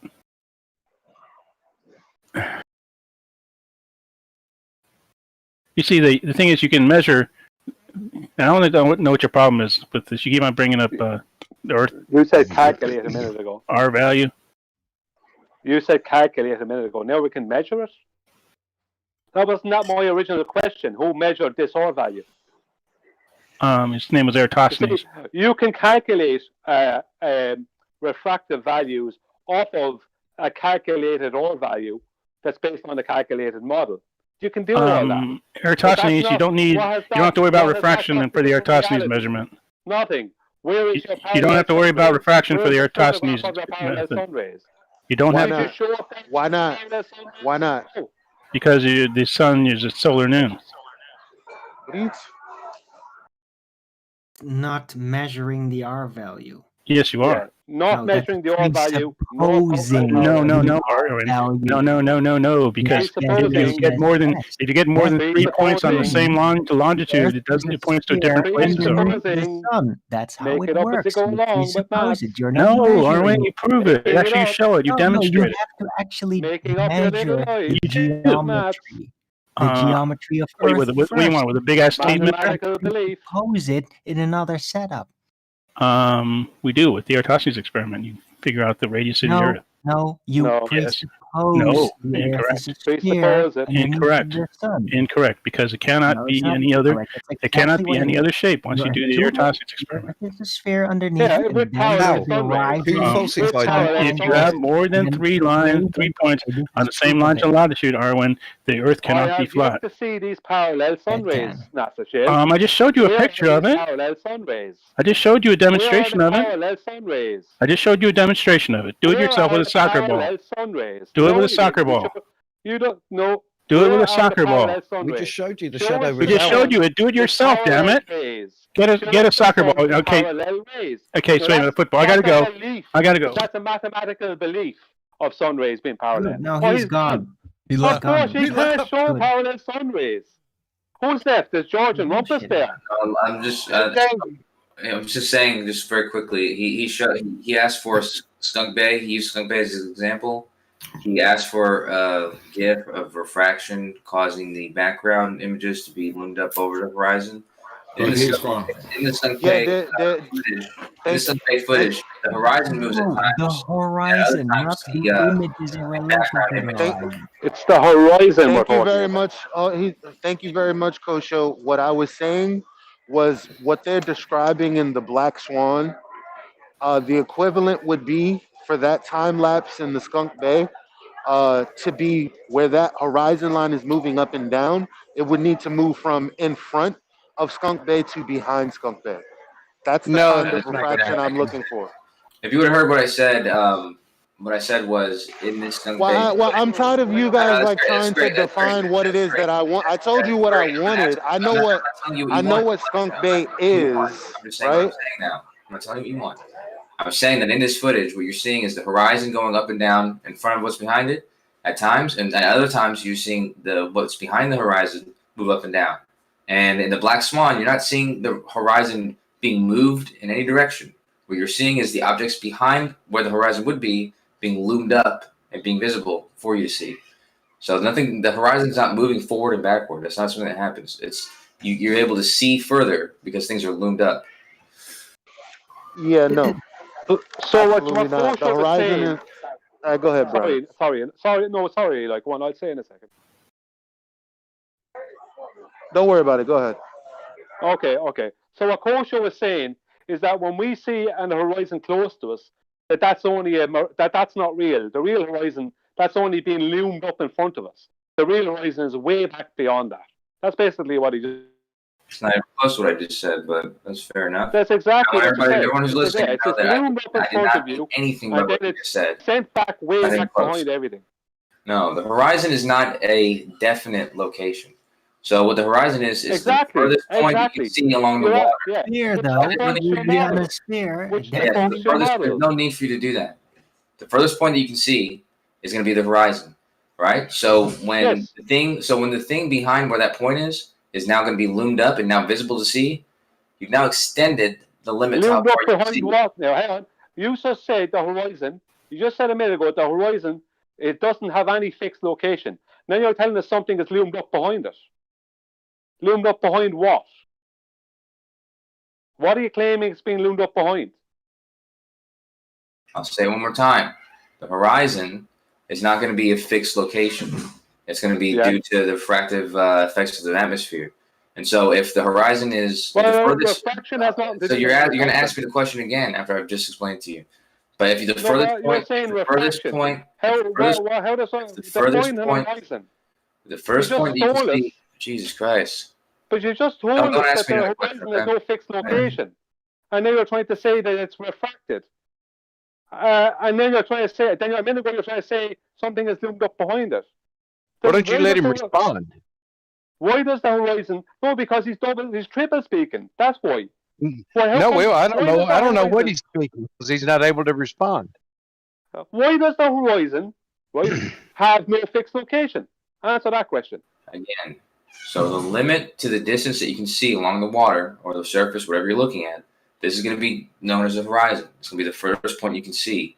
Now that's going to be due to refraction. So that position is not fixed. It's going to be subject to the atmospheric effects. So it's not that it's being loomed up behind some actual point. It's being loomed up beyond the point that was before the furthest point you can see. So that's all. What's being loomed up? When I say that, whatever's now visible that wasn't visible before. Whatever you knew. What is being loomed up? What is being loomed up? And loomed up behind what? Whatever your limit was before, anything beyond that, that's now loomed up and now visible to see, will be the objects I'm talking about. I see where you're going, Brian. Hold on, Brian. Let me tag team. I see what you're saying. So, whereas the geometric horizon should be in front of the oil rigs, you're saying the oil rigs themselves are looming up, allowing you to see them, right? What does that have to do with the horizon not being in front of them, but actually being behind them? Well, the horizon, like I said, is not a fixed position. So if you can now see the oil rigs, you can see beyond the oil rigs, that's where the horizon is now. That's actually where the horizon is. That was my point. When you said it doesn't have a fixed position, you're debunking your model because it has to fit it has to always have a geometrical position on your model. If it doesn't have a geometrical position all the time and it's not matching the geometry, then it's not a globe. It's like this is a very simple thing to understand, and it's over. Not to get it. You don't understand. It's over. At the furthest point, you are not listening to the argument. If the first point you can see is one position, and something's allowed you to see further, that new point is now the first point you can see. That's all that's happening. Kosho. The fact that the horizon is moving at all, right, further and closer to you all the time, debunks that the horizon is geometric. Yes. Yeah. The horizon changes its position with weather and elevation. That's the two things that causes the horizon to change its position. I can stand at the same exact location and for 2 hours and watch the horizon change its position over that 2-hour period. It's an optical effect. That's what the horizon is. It's even defined that way. But it's even defined that way. It's It's defined as the point at which the sky appears to meet the ground, the furthest point you can Yeah. see. That's Yeah. right. It So appears, why would it debunk the model that it happens to change due to the atmospheric effects? because you need it to be geometric. No. Why does it need to be in a stationary position for it to for our model not to be debunked? Why does it debunk our model? Because you have because your model, right, is mathematical. So it has so the horizon has to have geometrical restrictions. What Because does that have to do with optical effects of the refraction? Like, obviously, it's got a real physicality to it. But you But need obviously, something the refractive medium makes it appear to do certain not things. the horizon to go That doesn't change its behind. actual physicality. But see, what you need is an horizon that has a geometric location in accordance with the elevation, in accordance with the mass of the globe. So 1 foot, the geometric horizon can be no more than 1.23 miles away. But it is. Yeah, Is that what you have to do? No, that's that. No. Stop. You have to understand. Yeah, because if you're nobody else is talking. If you are 1 foot from the ground, then you don't. Then you can measure. You have a tangent line to the geometric line. It's just a math. You know. That's right. A tangent line, a straight line. Yeah. So let me add No, to that, I'm not Coach, finished. I'm not because you finished. asked the. Oh, okay. Sorry. Go ahead. If you have a tangent, if you can't get this tangent line from this evolution, you cannot talk about because it's too small distance. So you cannot bring in diffractions or something. It's not in the case. Why? Because you are just 1 foot from the ground and you are finding the tangent line mathematically to the presumed radius of the Earth. And it is not working. No, the problem, John. That is the problem. No, the problem, John. Hold on. I wanted to jump into. Okay, go on, Eli. Sorry. So here's now, Coach, you asked why does it need to be in a specific location? Why can't it just move around? I said, why does it need to be in a fixed location? Right. It needs to, and so I can answer that with a question or without a question. Do you mind if I answer it with a question? So that Let's do what you gotta do. I think I have clearly presented what it's about. So there's no. I'm sorry, did I cut out? Let's let Elijah continue what he's going, Mr. John, just because he was already going down somewhere. Yeah. Do you mind if I answer it with a question or without a question? I really don't know how to answer that. Just all right, so I'll shoot. Okay, you have no. Hold on, John. So I'll shoot. Thank you. Okay, so how would anyone have ever used Earth curve calculators or anything of the like to tell us that things are blocked or beyond the horizon, and this is why 200 feet are missing, or whatever? How could that actually happen if there isn't a horizon at a fixed location? That's a good question. So if you use any of these curve calculators, what will happen is to calculate, and this is a perfect reason to know the geometric horizon. This is the perfect application for the geometric horizon, is that you can calculate where the geometric horizon should be. What John had just said earlier about the tangent point from the observer, whatever his height is, the tangent line as it intersects the Earth, you'll do the math to determine where the geometric horizon is. That won't give you the correct answer, though. So what they do in those curve calculators, and you've seen it because they give you both answers, they add in standard refraction. And the standard refraction is not going to be a good prediction of the refraction on that day, but it's the best prediction that they can do without any information. So it's like they can assume it's standard refraction, and they'll give you an idea of where the horizon should be that day. It's not going to be accurate because they don't know the actual conditions, but that's why they do that, is to give you the best estimate for where the horizon will be. And that's just Okay, so can you draw on a bit of paper a tangent to a curve and show me where the angle is in there? The standard refraction that Kosho's talking about, Kosho, that standard refraction, also known as terrestrial refraction, is mathematically based on the geometric horizon being seen, because it's based on the radius value. It's based on R, which means that you can't see this geometric horizon because of this refraction that's based on you actually seeing it. So you can't see the thing that the refraction is based on you seeing it. So, do you know what I mean? The reason they use standard refraction is to make an estimate of what kind of refraction they're going to have that day. Because they don't know what refraction they're going to have that day. It's based on but standard and terrestrial refraction is based on the R value.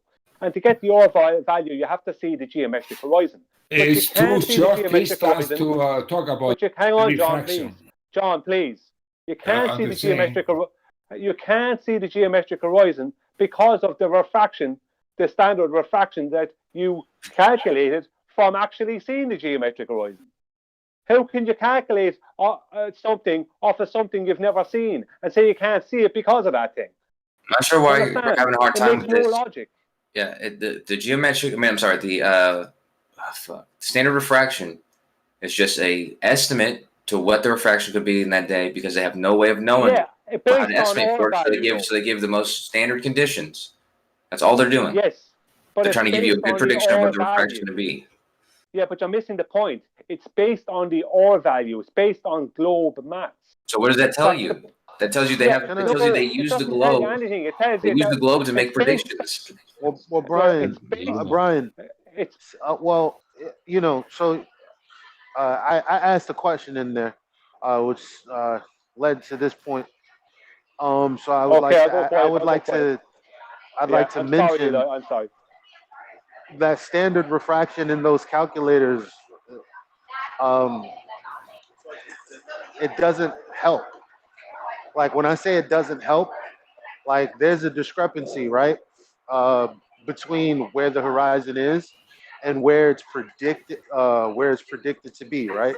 So it's 10 times off at the very least. So in that with that one being picture. said, in that one photo, sometimes it's greater magnitude off. Greater magnitude. So what I'm saying is the standard refraction calculators don't account for that kind or that drastic of refraction. And they say so. At least Walter Bislin says so, and I think McWest also says so. So you're saying standard refraction, but it's not standard. That it's not made to make calculations on the most extreme variable refraction. That's why standard refraction is talking about standard refraction, not the craziest. It's not that the refraction is extreme or can proven to be extreme. It's that the curve of Earth that should be in the way, like it's not extreme enough. But where you see evidence, go ahead, sir. Where you see the evidence, like in the Black Swan, of severe refraction with the bent smoke, those flame booms, and evidence of severe refraction, those images are not really eligible for analysis because they do not represent reality. Okay, severe refraction, but the horizon line is still straight. But I have said it before. Why are we talking about the diffraction? There's too short distance for the diffraction in this matter. Yeah, but this is what I'm trying to point out. Like, so you're saying that because you see some kind of distortion in the photo, because of heat variation, that should increase your ability to see a horizon line further, 10 times further than it should be. You're right. It's some of the most extreme conditions. If you look at Mick West's simulator, he has it to where you can change the column of air in between you and whatever you're viewing. You can change all the conditions in between there and there. And the more variable it is, meaning if you're right above the water and the temperatures of the water and the temperatures of the air right above that and the temperatures of the air right above that are all varying at the kind of degrees they vary at about the time of day over the ocean in California as they were that day, you're gonna get the refraction that you can least likely use standard refraction, which is why those curve calculators say that. They say these aren't accurate above or close to the water. Okay, but I have to say, it doesn't matter. So my point is, let me at least close out my point. So it's not standard refraction then, and it's not calculable then. You need some other. Some other. Okay, fair enough. I have to say, it doesn't matter for the. Let me answer his question real quick, man. I'm talking now. What's happening? Well, he just asked a question. I'm trying to answer his question, and then No. I'm talking now. So just don't answer his question, okay? Yes, okay. Then I'm saying it doesn't matter in this example of black swan. Of the black swan example, the temperature or the fraction or everything that you're talking about has no matter in for this example we are talking about. We have, but that's what I'm pointing out. I'm finished very. I'm not. But this is exactly what I'm pointing out. I'm separating what standard refraction or what refraction would be tied to the model as opposed to what's being described here. All right, guys, that seems like a good place to cut it off. I think they could go back and forth on that for, I don't know, 5 or 6 more years. We'll see. But I really appreciate you guys stopping in tonight. Hope you enjoyed Friday Night Fights. I know it gets crazy. We'll be back to business on Monday with proper moderation and who knows what else. Hopefully I'll have time to look at that data over the weekend. And I don't know that we need to talk about it too much more, but see if there's anything other data sets in there. And who knows what'll happen next week. But you guys have a good weekend. Hope the weather turns for you wherever you are. Get out, get some sun, go have some fun, get away from the computer, and have a happy Easter. So have a good time with your family or whatever. But we'll see you on Monday. Thanks, everybody. Thank you. A big shout out to James Richard, who supported the show with quite a few super chats tonight. So I appreciate that, James. Thank you. And everybody else who supported the show. Shout out to the mods. Thank you very much. And have a good weekend. Talk to you later. Bye.